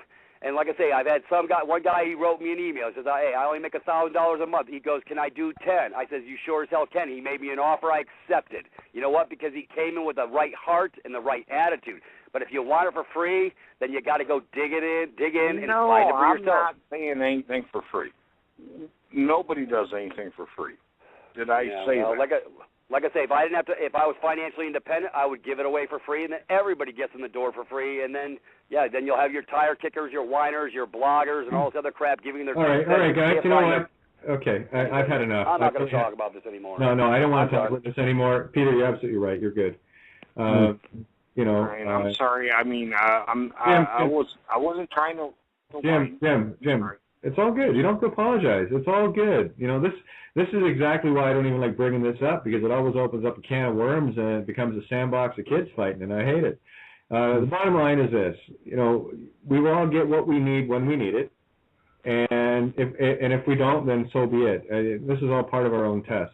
And I know the time and the effort that never mind what I've done, what Santo and Tony and Peter and Mary and this goes on and on. And we've always willingly put it out there. Always. It's always been up first. And that's the way we're going to be. And if people are in need, absolutely. It's like, like I said, I rely on the universe and have for the last while, considering that everything, and I'm not complaining here, okay, because you got to remember this. I did this of my own free choice, and I'm very happy I did it, because in what I've literally traded away, I got truth upon truth that is and has set me free. So, I mean, all things for a reason, and all things will come back in time. That's I'm not about to hurry the moments of now. So, listen, if people need help, we're here. There's no question. And really, it's those that are more able to help, those that aren't. That's kind of what we're getting at. And if people, and I'll be blunt, if people don't want to help me, that's fine. I'm still going to help them anyway. And that's not my karma. Yeah. I know what my karma is, and I'm going to help. If you need something from me, Jim, you can call me up anytime, and you know that. Well, that kind of, I guess what kind of hurt me a little bit is I'm the same way. I'll do anything for anybody. You got my phone number. You can call me. If you need something, anything, I'll be there. But I mean, money-wise, it's. I mean, like I said, it's just kind of hard. That's fine, Jim. You know what, Jim? I'm absolutely done with this topic right now. This is so, and I'm gonna be blunt. This is so fucking sidetracked. It's driving me batty. Okay. I'm sorry. Yes, sir. I didn't. Jim. The point has been made. Absolutely appreciated. Gratitude beyond, because it is something that needs to be said, but it doesn't need to be railed on. So we're just going to go back into bringing solutions forth. If people can help, great. If they can't, great. I don't really care. I'm going to love you anyway. I'm going to do whatever I can. And if somebody else can help in return, great. And if not, great. I'm not going to pass judgment on you or me or anybody. I don't give a shit. Universe has me. I'm good with that. And we're going to share what we can, and that's what we're trying to do tonight. So we're going to get back on the track, and I'm going to get Santo to jump in, or Tony, or Peter, to take this to the next level, and let's get this little red caboose rolling along. So I would just like to say something. Like I said, I mean, if anybody, if you guys, anything I can do on that part, that's all I'm saying.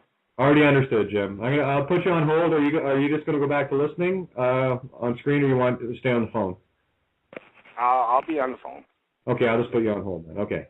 Right. What I was going to say is Peter's not going to charge you $500 a go, but any day of the week I'd put Peter against any of your lawyers and your judges. And That's he ain't right. going to charge you that sort of money. And that is, we're going to change the subject right now. Or I'm just going to end the show. Job done. Thanks. Yep. Point made? Good. Santo, what do you got? Yep. I'm enjoying the information, and I'm enjoying what Peter has to say, nonetheless, because,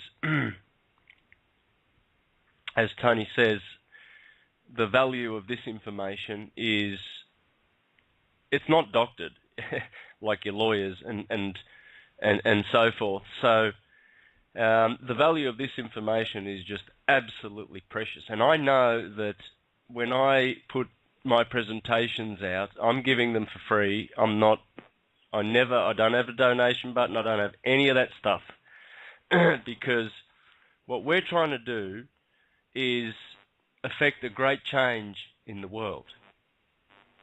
And you can only do that when you offer the best and truthful advice, and you offer that freely. Of course, here we are. We've got to get bread and stuff like that, so that's good too, and people understand that, and that's beautiful. But we do get looked after, and that's good. I get looked after, nonetheless. And so this, it's good that it's discussed, and we can move on. Yeah, what's your take on the December 3rd lineup with Orion and the three pyramids? Yeah, I checked it out. It's spot on.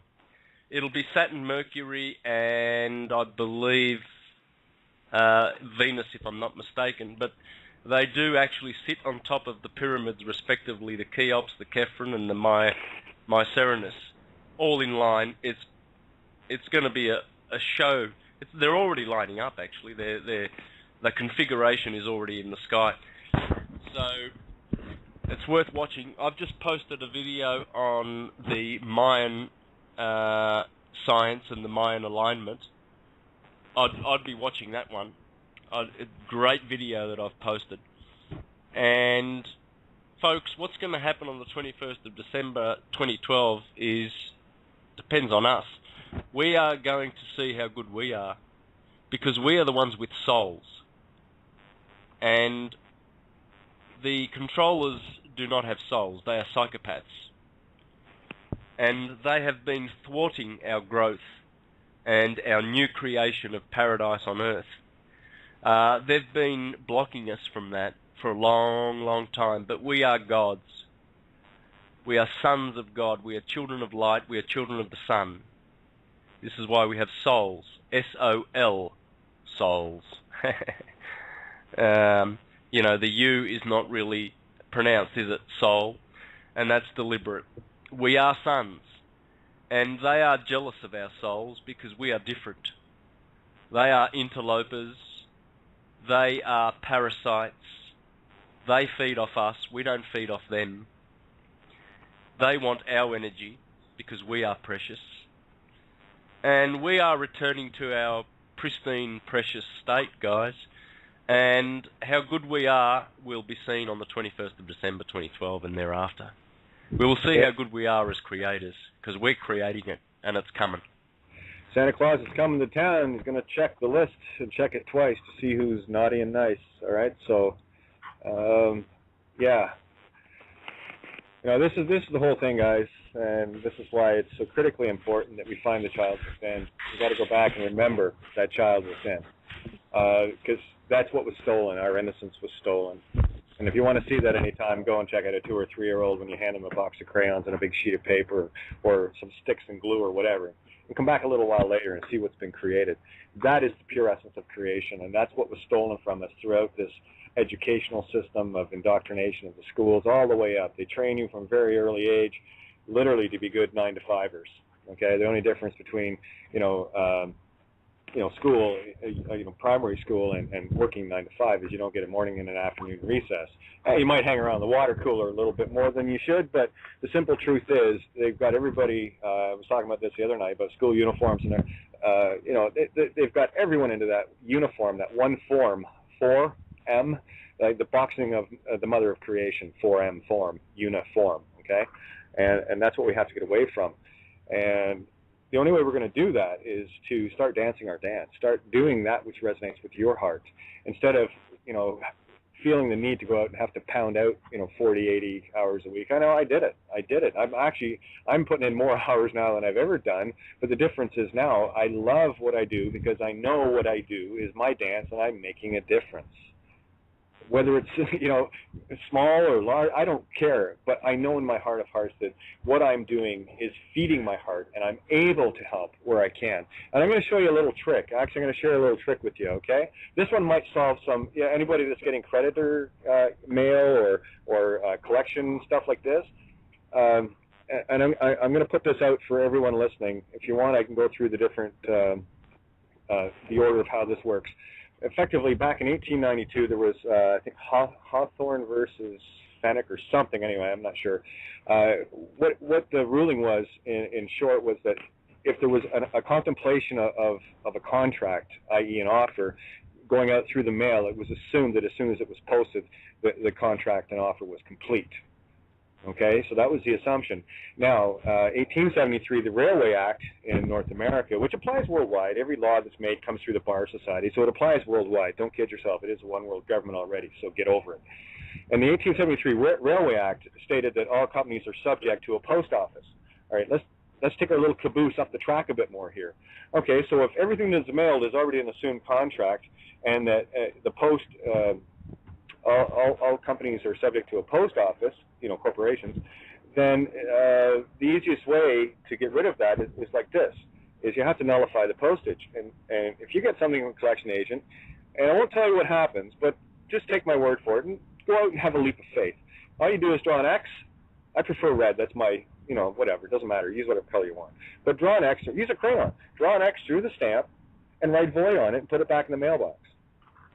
Because when you do that, you void the contract and the attempt of sending the contract by nullifying the postage, because it's the postage under the Universal Postal Union that makes you liable. Look at the word, liable. All right, so there's a neat little trick for those that are having credit card issues and stuff like that. So if you really want to make a stand, there's one. That's a good one. Stop using your birth date, period. Don't ever give it out again. That's private. It's right on your original birth certificate if you knew how to see it. I won't tell you. You're going to have to figure that out by yourself. You're going to have to connect the dots all by yourself. But it's right there in plain sight. I know, it's on mine. What's the word you put on the cross there on the stamp? Cross the stamp out and write void on the stamp. Beautiful. Done. Okay, so that's your contract over. You happy now? So that's going to save some people probably a couple of $100 million for those that are listening. Do you want a couple more little things? Yeah. You guys want to have some fun here? Okay. Let's have some fun. Let's have some fun. All right, now an escape clause is a noun. It's a provision in a contract which allows one of the parties to be relieved from or get out of any obligation if a certain event occurs. So there's your certain event. How's that? Where are we? Oh, by the way, here's a really good one. You know how we've been talking about boxing the signature, Pete? Let's take it to a higher level. Let's make it an underwriter status.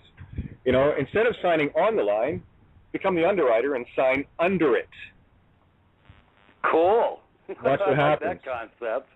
And something else, a little trick that you might not know of, but I'm pulling out the old memory banks here, all right? Never sign on a line. Sign under it. A dotted line, by the way. There's that dotted. Here's a sentence. If you hear it the right way, it might make sense to you. Tear across dotted line. All right, so I'll leave that with you. Now, you got to sound it out, okay? Might not be what you think it is. All right, so a dotted line is a pass-through to private. And by the way, when there's an X on a line, you know how when you go in and sign something at a bank, they always put a little X where they want you to sign? Well, what they're doing there is when they put the X there, that denotes what you sign as non-determined. So they can do whatever the hell they want with it. And that goes far beyond UCC 3-419, accommodating party. And what happened was they ripped away our guest statute. And what happens if you're not a guest anymore? Well, you're now the accommodating party. Because if you're a guest at a party, you're a guest. Who's paying you? No. All right, so there's a few little tidbits of solutions. Those are probably worth a couple of $100 million for people that are listening. Oh, it was Henthorne versus Fraser, by the way. I'll read the actual quote. 1892 British case. where the circumstances are such that it must have been within the contemplation of the parties that, according to the ordinary usages of mankind, the post might be used as a means of communicating the acceptance of an offer. The acceptance is complete as soon as it is posted. So, guys, all you got to do is mail the letter, and it's already a contract. And I guarantee you, if you mail something to somebody that actually knows this, like, you know, to a law office or something like that, guess what they're doing to your stamp? That's what I thought. Hey, speaking of stamps, hey, we're talking about stamps.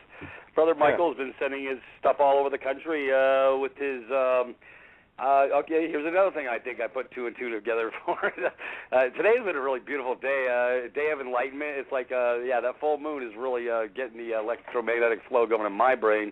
Brother Michael's been, he's probably sent 60 things through the mails, through his special stamp, and gee, it's got a pass-through account number on it, and it's ironic that all of it's getting through.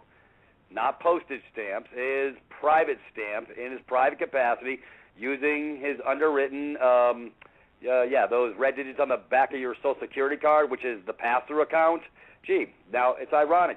Yeah, he got one over to Australia, and they were in a state of shock, and all they had was the one stamp on it, and it was from the Brother Michael, Michael Joseph, Divine Province, and the package actually got to Australia.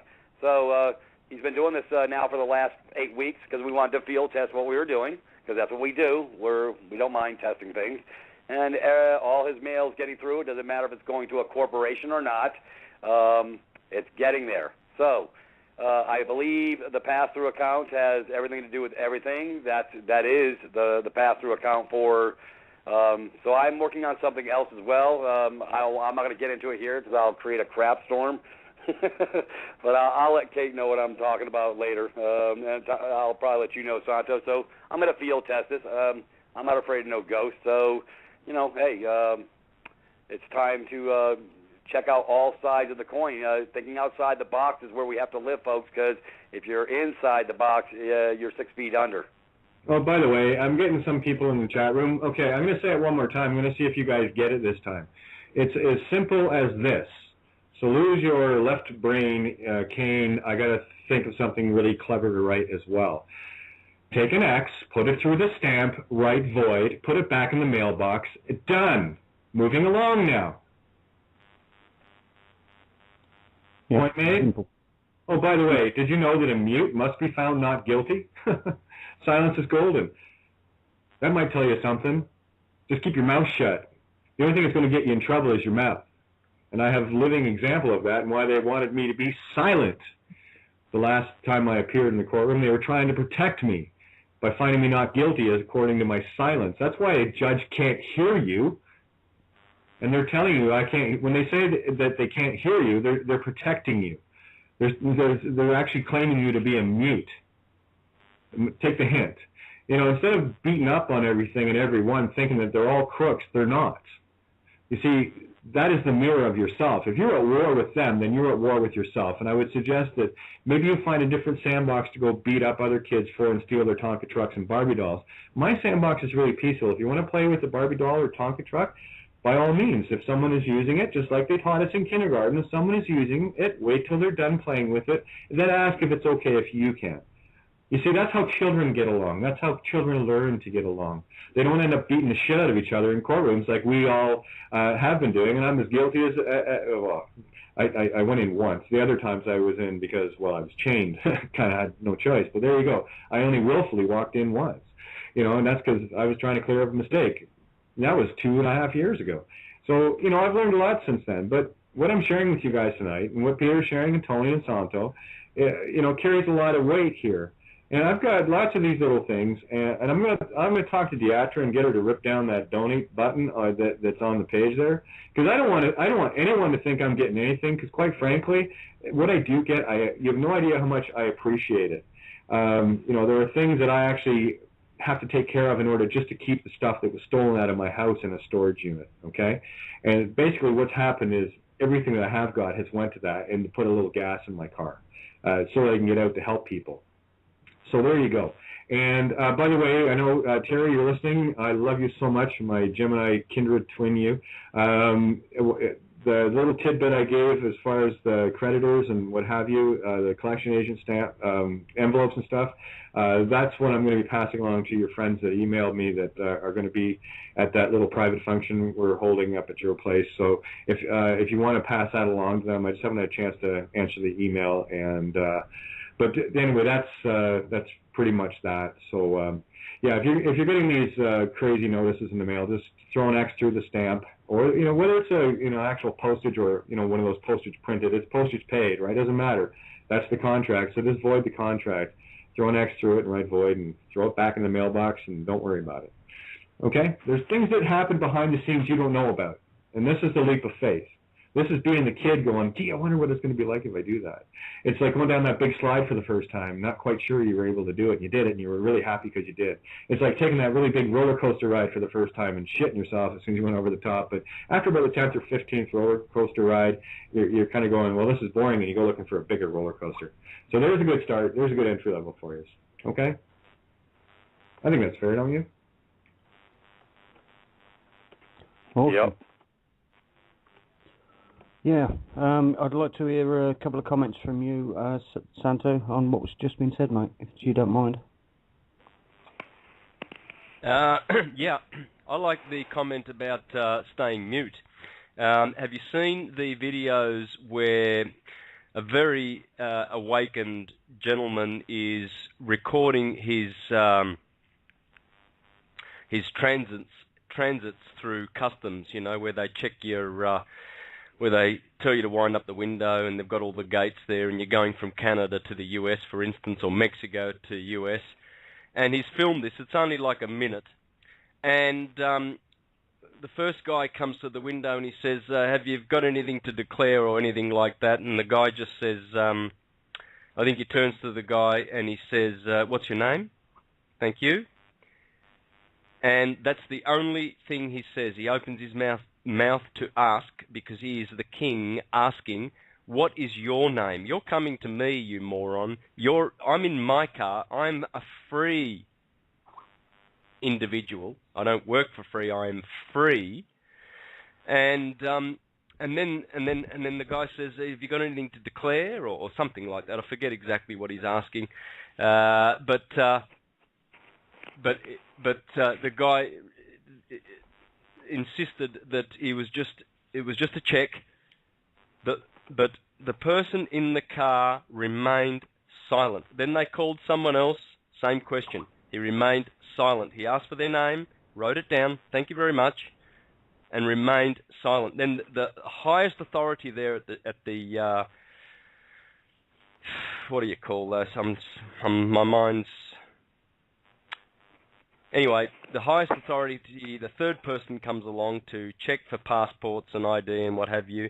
The guy remained silent, and then they just turned to him and said, right, you're free to go. There you go. The police, when they pull you up, all they want is for you to condemn yourself by talking, because you are belligerent immediately. You are an inferior officer to them, and that's all they want. They just want you to talk. Anything you say will be held. Anything you say. Doesn't matter what you say. So just remain mute, guys. Don't talk to them. Never talk to the police. You don't have to. You're the king. They are inferior officers. They're foot soldiers.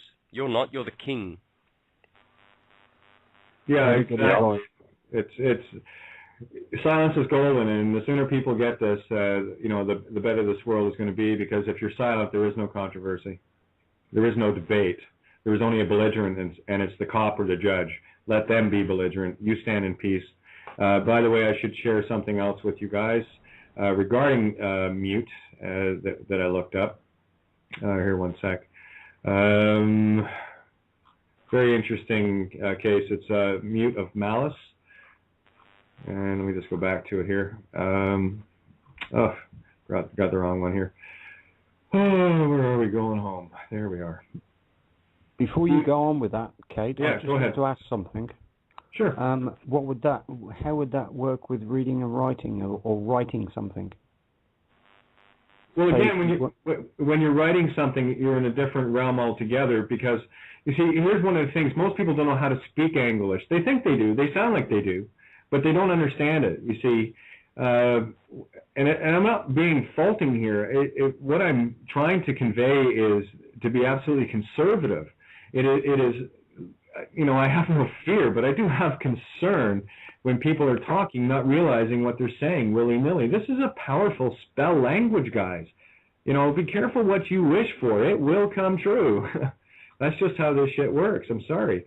Now, it was in an essay I wrote, I got half of it done that I wanted to, let me just bring it back up here. We got 16 minutes left here. This will take me a minute at the most here. It's an essay called Cain, Abel, and the Prodigal Son. I read it last night in the webinar that I do every week with Maria Janet. And by the way, if you guys want to get in on those are pristine events. I know Tony's going to be doing them, and I love doing them because it's 2 hours of just getting the truth out and getting into a headspace where there's no interruptions, and we're working off sheets, you know, off paper, like essays or whatever, and it's just beautiful interaction. So here's an example as this comes up. When you're asking about writing, Tony, writing is absolutely powerful because what you can do with writing is you can form the words with the same sound but with a different intent. It's only when we speak can it be assumed. That's the assumption and presumption. When I say write, what did I say? R-I-T-E, W-R-I-T-E, or R-I-G-H-T, or the family name W-R-I-G-H-T? You see, the assumption is always going to be against you. You know what they say about assuming, right? Mm-hmm. So that's why when you get into, that's why I'm a writer. That's why, and being a musician, I had ears to hear and obviously eyes to see with writing. And this was this wasn't a, you know, I just figured this out. No, this is years, and I'm trying to convey the simplicities of the epiphanies that I found where people, I share a couple of words like I did earlier, fight, F-I-G-H-T, or P-H-I-T-E, which are, phi, golden ratio, T, note of love. You see what I'm saying? And there's the word say. What did you say? Himself, herself, itself, Latin. So you've got to be very careful. So here, getting back to the mute. A mute of malice is a defendant in a criminal case who willfully chooses not to speak, as opposed to one who does not speak because he is physically or psychologically unable to do so. See aphonia and muteness, respectively. In British jurisprudence, a separate trial is held before the main trial to determine whether defendant is mute of malice or mute due to visitation of God. In the past, if he was found by the jury to be mute of malice, he would be tortured until he spoke or died. Now, I'll tell you what the difference between mute of malice and just being mute due to a visitation of God is. Mute of malice is somebody like Oliver North sitting there pleading the fifth because he knows he's as guilty as the day is long. That is mute of malice, all right? What a visitation of God is standing peaceably knowing that you are innocent. And that is the visitation of God. That is you in your purest God state. And they see it. Don't kid yourself. They see it. And you got to stop assuming what you think you know, because what you think you know is exactly what I thought I knew, and it was absolute nothing. So it's time that we just be good observers and pay attention. Stop fighting with the other kids and start sharing our toys. And if people don't want to share, that's fine. I'm going to talk to Deatra tonight, and I want that fucking chip-in button taken off, because I don't want anyone thinking that I have a vested interest in this. Because here's the thing with me: if I go down in flames, I'm happy about it because I got my karma, baby. No one's going to buy me. If people want to help out, great, not a problem. But I don't ever want to be branded. Okay, and I'm sorry if asking for something is branding. I don't want anything to do with it, and that's all there is to it. And you know what? Here's the thing too. I'll be on the air as long as I can. I will give you that. I will give you my word that I will always be here as long as I can.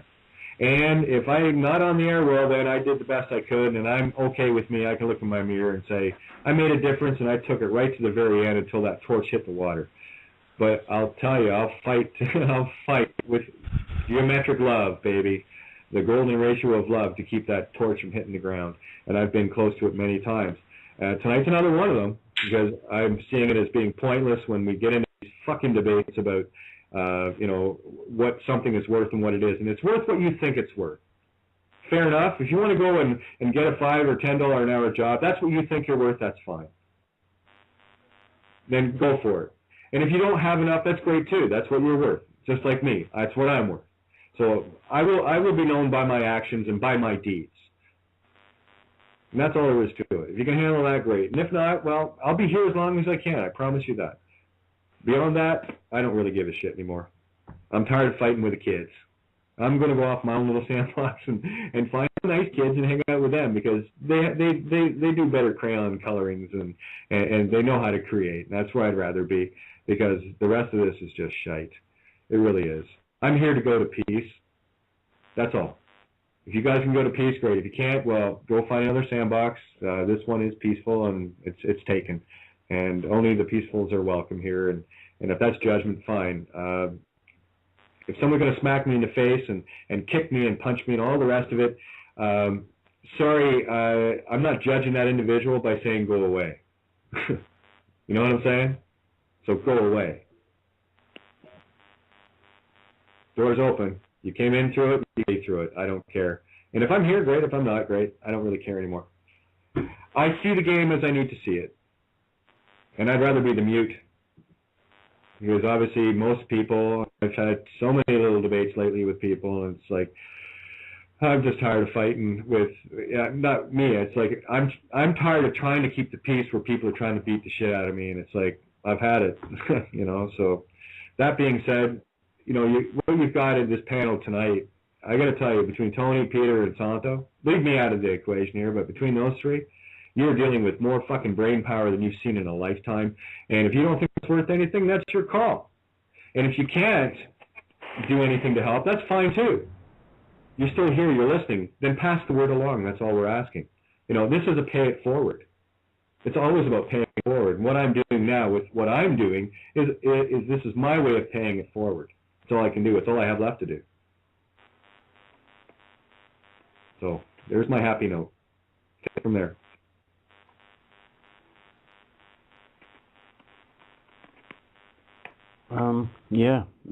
Respect, Kate. Thank you. Santos? I just want to, I did say I was going to find that scripture. It's a very important scripture, folks. 2 Corinthians 3:6, about the written word and how it puts to death. Here's the New International Version. He has made us competent as ministers of a new covenant, not of the letter, but of the Spirit. For the letter kills, but the Spirit gives life. Remember, these guys are into letters. They put their words and their spells on paper. And there's a reason for that. It's deliberate. Because they're conjuring up an evil spirit through their papers, because they are sorcerers. They are a coven of witches, soulless, and they love feeding off souls. They love it. I mean, imagine that you've got no soul and you're always in a condition of dying. You're always in a condition of darkness, and you need light. So you bring light bodies into your courtroom all the time and feed off them and steal their money without them knowing, putting them into jail and getting sadistic satisfaction from it because a soul has been silenced. And this is what they do, guys. They kill with the letter of the law rather than the spirit of the law. We are the ones that understand the spirit of the law. We see beyond the written word, you see. So this is why it's so important to understand words and how they have put a negative spin on those words. In fact, they have a whole industry where, they spin words. Spin doctors get paid a lot of money to write ads and promotional stuff. And man, it's a sick world. It really is sick. But folks, the reason why we are together on this panel having these conversations is because we're going to make a difference. And the listeners are going to make a difference. And we are going to create, from these thoughts that we are sharing, the new world that is coming. Failure is not even, it's unacceptable. We cannot fail. The fact that we're alive is evidence that we will not fail. We are the ones that we've been waiting for. But we need to have these conversations. We need to talk and learn and understand and share and expand on our knowledge, because that, in the end, that's what consciousness is. It comes from the root word to know. And ignorant people that don't know are unconscious. And so here we are, the conscious ones, and we're being dictated to by animals that are unconscious, that love the letter of the word and kill with it. And we're going to turn that around. And in 3 weeks' time, we will know how good we are. And we're good. We've got souls. We have the soul, the sun. We're children of the sun. And in fact, the sun is our portal back to cause. The earth is not. We have fallen from the Garden of Eden, which is the sun, Jesus Christ, the Saviour. It's real science what's in the Bible. It's not that hocus-pocus shit that they teach you. Jesus is going to come in the clouds and save you, Ned Flanders. Yeah, run along. Run along. Astrology is from the devil. Yeah, run along. Good little boy. Good church boy. But see, this is what they're really hiding from you. They hate the sun. That's why they put chemtrails out there, so that we don't get the rays from the sun. But we are going back through the sun to our pristine, unconditioned, conscious state. Hallelujah. I mean, that's the whole plan from the beginning. It's never been different. This incarnation in this miserable place where we have been enslaved, this is just kindergarten that we've got to get out of, and where we are raising our knowledge and our consciousness to get away. And all those little tricks like being mute, crossing the stamp and putting void on it. This is how we silence the letter of the word which kills. They're killing us by means of these processes, and we aren't aware. Let's get aware. Let's get conscious and turn the tables on them, folks. It's coming. Yep. Well, listen, guys, we got 4 minutes here. I know that you and Santo, you and Peter are going on American Freedom Radio right after this. You can get there at www.americanfreedomradio.com, and I'll definitely be tuning in for that to hear you guys go. And I believe Boris is joining you guys as well. Yes. Yep. Yeah, I was Skyping. Boris. I was Skyping him earlier. Awesome. Is this a 9 to 11? Yeah, Okay, I'm confused. Yeah. Are we doing 10 to 12, 9 to 11, AFR, Blog Talk Radio? 9 to 11 Central. All right. It's in an hour. In 1 hour. Oh, okay. Actually, no. It's in less than 5 minutes. You guys are up right after this. So what I was going to suggest, if you guys want to book now and get signed up with AFR, it's 5 minutes to 9 Eastern Standard right now. Can Yeah. you get some website details, guys? Yeah, tune in to Peter, Santos, and Boris on AmericanFreedomRadio.com. That's AmericanFreedomRadio.com, coming up in 3 minutes. And I just want to say thank you to the three of you guys for always being there. And I got to tell you, this I can't even call it. It's starting to feel like a job, because it gets harder and harder every day. It's like you just do what you can, and still it never seems to be enough. But we keep going anyway. But I do appreciate you, Tony and Peter and Santo. You have no idea. Of course, my white phone's taking a dump. I hope I got a dial-in number off the computer, because I won't be on that call if I can't. I'm confused now, because I thought you said it was going to be Blog Talk 9 to 11. Now it's AFR, so now I'm really confused. Okay. That's what happens when you get up at 5 in the morning every morning. All right, I'll just roll over to AFR and I'll figure it out, I guess. It's AmericanFreedomRadio.com. Hey, Kate, I'm not sure about that. I reckon it's in an hour's time. Oh, is it? Okay. 10. So are we doing 10? Yeah, I thought it was 10 to noon. This is what I'm saying. I thought, Okay, 10 to midnight. So it's 10 Eastern Standard. Well, it's 9 Central. Okay, that's right. Yeah. Okay, right. so yes. 10 to midnight, so an hour from now, Santo, Peter, and Boris will be on AmericanFreedomRadio.com. And I wanted to say thank you. Hey, Tony, you're going to close this one out. I just want to say thanks. Always a pleasure to join helms with you. For those that don't know, this strange low voice from a female entity, I am Kate of Gaia. Oh, what a lovely life. Anyway, Tony, finish her up, bud. We got a minute and a half here. Yeah, obviously we've got various websites that we wanted to get across tonight. We've got Santos Bonacci at universaltruthschool.com, Peters at Privitas, me, I think that's .com, and also Kate at www.loveovermind.wordpress.com, and also Cosmic Blueprints book, which is where this actual show originated from, is at awakeconsciousawareness.com, where that information can be downloaded. But I'd like to thank all of the guests for joining us tonight. It's been a hell of a show, as usual, and hopefully we'll be able to catch you next week and see if we can get some more interesting guests there for you. But thank you, Kate, thank you, Santos, and thank you all for listening to Cosmic Blueprints on Freedom Reigns. Thank you, Deirdre, and thank you to the network. Yeah, absolutely. And thanks for the cool posters, Roy. We love your posters, man. You rock. And last 15 seconds here. I'll probably be doing a show tomorrow outside the box, over the rainbow, same time, 7 to 9 Eastern Standard, here on Freedom Reigns, Blog Talk Radio. Love you all. Good night.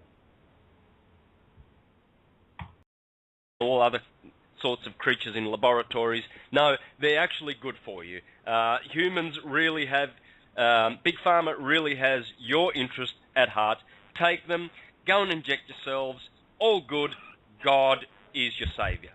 And so you see corruption everywhere in the churches. And that's just one example about the vaccines. The other thing is what they do in the churches. I remember how many times would you read in the Watchtower magazine about, oh, Jehovah's Witnesses are known in every country in the world as the best tax-paying citizens. Brothers, we should be proud. We are the best. We are known as the best. And they are, because they're dickheads. Because they hand over all their sweat to the devil, the system. And none of it all, not a shred, to God, who they deny, in fact. And that's just two examples. I can go on. I tell you, I can see the mind control from this vantage point now, whereas before it was impossible to see. It's impossible to see when you've succumbed to the seductive nature of these churches. They'll be wiped out in the next couple of weeks. Rest assured. Rest assured there won't be churches after 2012, man. They're a goner. Totally. Judgment Day. Oh, bloody time, you know. I'm just, I received a book today from a friend of mine, a private copy, and it's etymological stuff, and I'm going to get the word out as the show goes on here. But it was interesting, the actual translation of the word vaccine throughout etymology, and this guy's done his homework. Yeah, so definitely something worth picking up if you.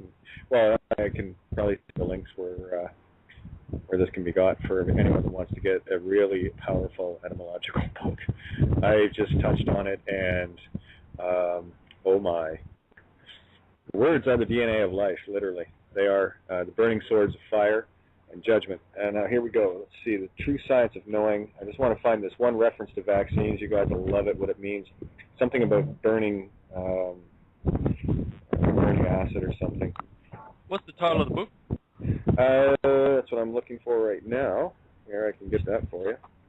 It's called The Real Da Vinci Code, Etymological Dictionary. The Religious Code of Babylon, and I have the collector's first edition. It's an encyclopedia, Pictionary, and thesaurus all in one. And it's done by Desert Owl.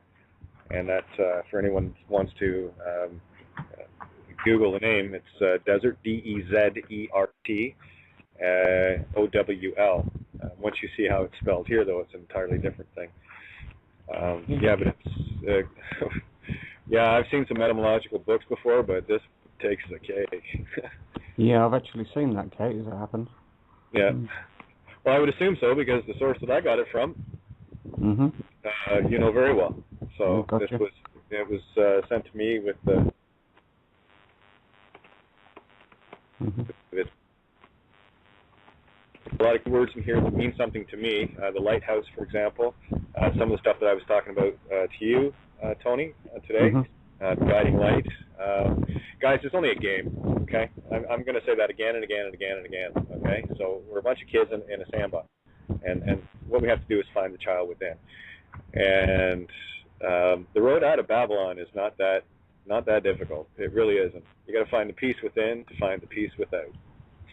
It's as simple as it gets, you know. Because I mean, these guys that have been doing the nasties. Listen, it's not up to us to judge them. They're already judged by their actions, and there are aspects on this particular plane that are here to take those beings out particularly. It's got nothing to do with us. So we maintain the peace, and the universe takes care of business around us. I mean, all of us on this call, we've all been through the mill, you know. So, but at the other side of it, I mean, you take the blessing from it. Look what we've gained, and look what we can share. And now it's got to the point where it is about, you know, getting the peace in place, getting that pure intent, that pure child within back. And I can't stress that enough. You know, this is we're in a transition. I will say this wholeheartedly. As per my sources, we've already won. The game is over. What we're doing now is moving into a privatized aspect, not a corporatized aspect. So again, this is about maintaining the peace, and those that want to control this world are going to keep us fighting and angry at each other. You know, it's people like Anger Jones out there, rah rah, get your guns, you know, get your guns, America. And you know, anyone that's promoting any of that crap, you can rest assured they're disinfo. We come across the disinfo people all the time. If you're promoting fear in any way, that's why I cannot tolerate, or will not tolerate, rather, fear porn. There's a difference to being educated on it, but you got to educate people on a, well, for lack of a better term, from a childlike stance.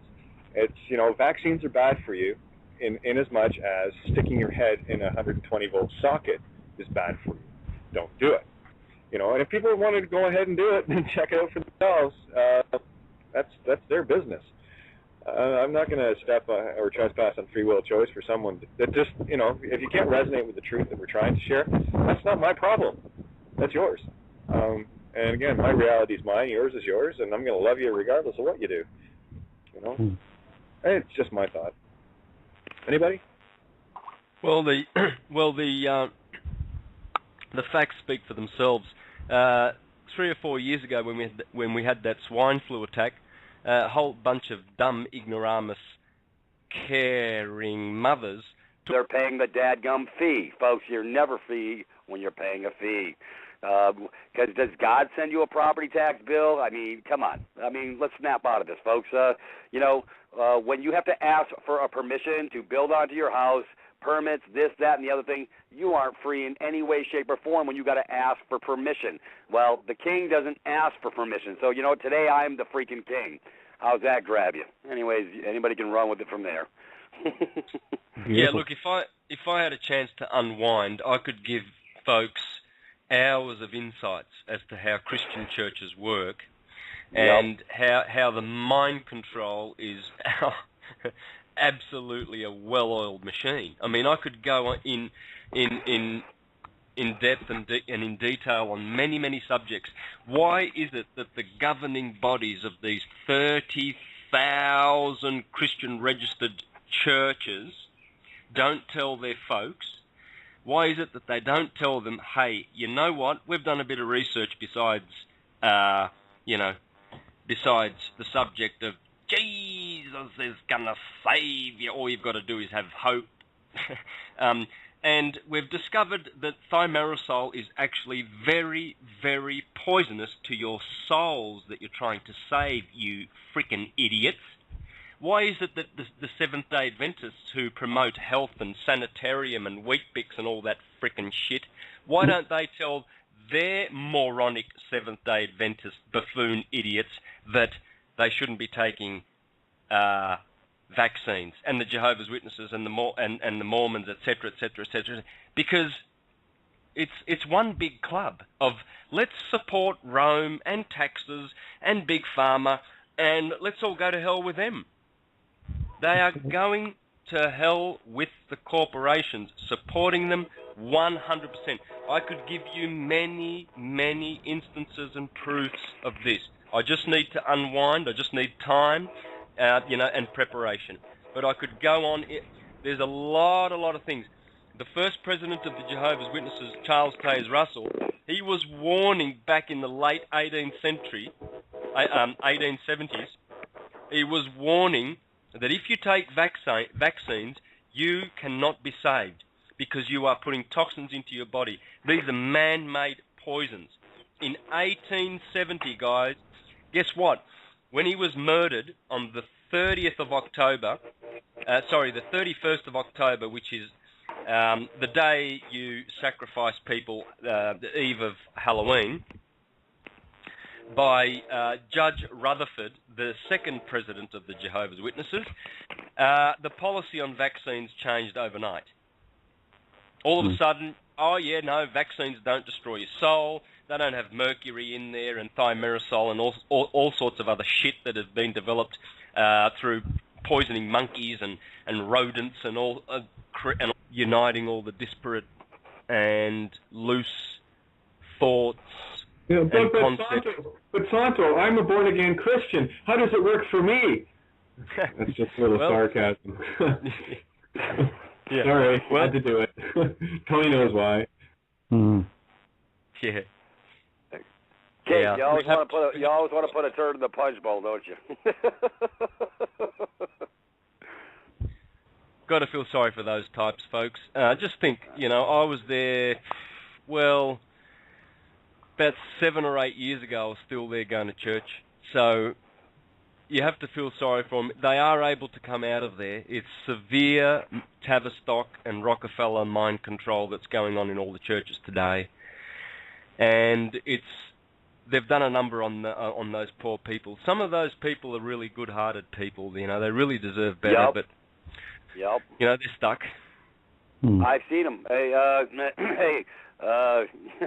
I was on that side of the fence too, and it's sad because I would bring truth to the church, and my pastor says, "You just know a lot about everything, don't you?" And he was being sarcastic because 2 of the members come in sicker than dogs and said, "Oh, y'all must have got those special flu shots," and I said, y'all know this got the thimerosal and mercury in it and actually compromises your immune system. That's when the pastor said, well, you just know a lot about everything, don't you? I said, yeah. I said, I'm paying attention to my world. I says, and that's all I left it at because I really wanted to go beat his ass. Like that, and then you have some around the table telling how free they are. Thank God we got our boys over across the pond fighting this war, going chasing this fucking boogeyman. Sorry, I did the F-bomb. Didn't mean to start off that way, but... that's the talk about. That was beautiful. That was beautiful.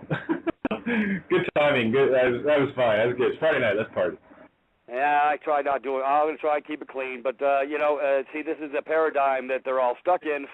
I see all these people around the table and see them subscribing to the false paradigm, and some of them were actually a little bit awake because I would actually enlighten them with little things that I knew. I couldn't go deep with anybody on anything in the church because they would go into psychogenic shock. If I really brought down the house, they'd be in mental meltdown mode. So I really never went there because I knew that most of them were still stuck in the sheep mode and the false paradigm. They actually bought the bullshit they saw on TV. They were believing in the left-right paradigm and voting on somebody. I mean, these clowns we're talking about, all the clowns at the circus who are running for the next office, y'all, you really don't get the game plan. And I didn't go into it, never did, because I know I'd be getting in a fist fight with somebody. So I left it alone like a good man. But I had one gentleman goes, yeah, thank God we're in a free country. I said, hey, brother, you're so free. How come you paying a property tax, income tax, all the other? Well, that's just part of it. I said, no, that means you're a slave, dude. You didn't get the memo. Anyways, I left it alone after that. But, I mean, this is the false paradigm that they're all wrapped around. They actually believe they're free.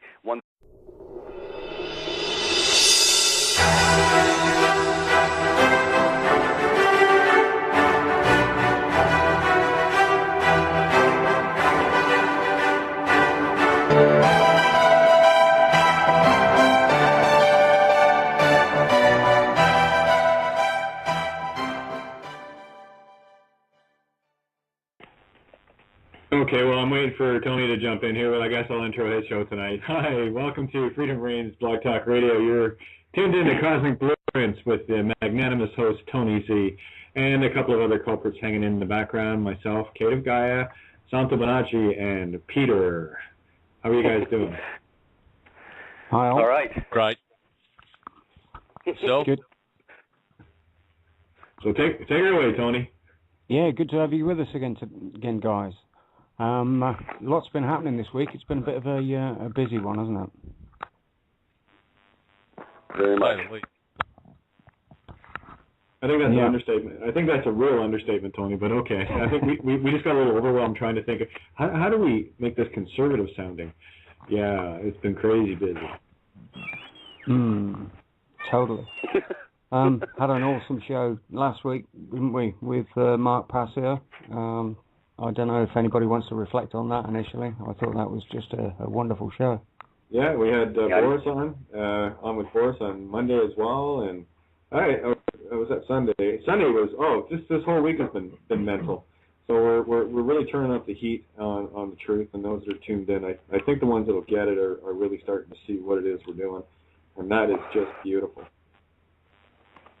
Yep. Absolutely. All right, where do you want to start? Everyone, don't get all excited all at the same time now. I'll just sit here and twiddle my thumbs. I'm just going to go get my cattle prod and see if I can get you guys fired up. That's it. So what's been happening with you, Santos? What's new on Santos Bonacci front? At the moment, I'm heavily in editing for my last segment of Syncretism, because I had a new cameraman, and there's a lot of noises and bumps in this one, and I've just it's a real headache. It's been a week. I've been editing and taking all these noises and things. He didn't have a remote mic, so he took the feed from the camera, and you can hear everything.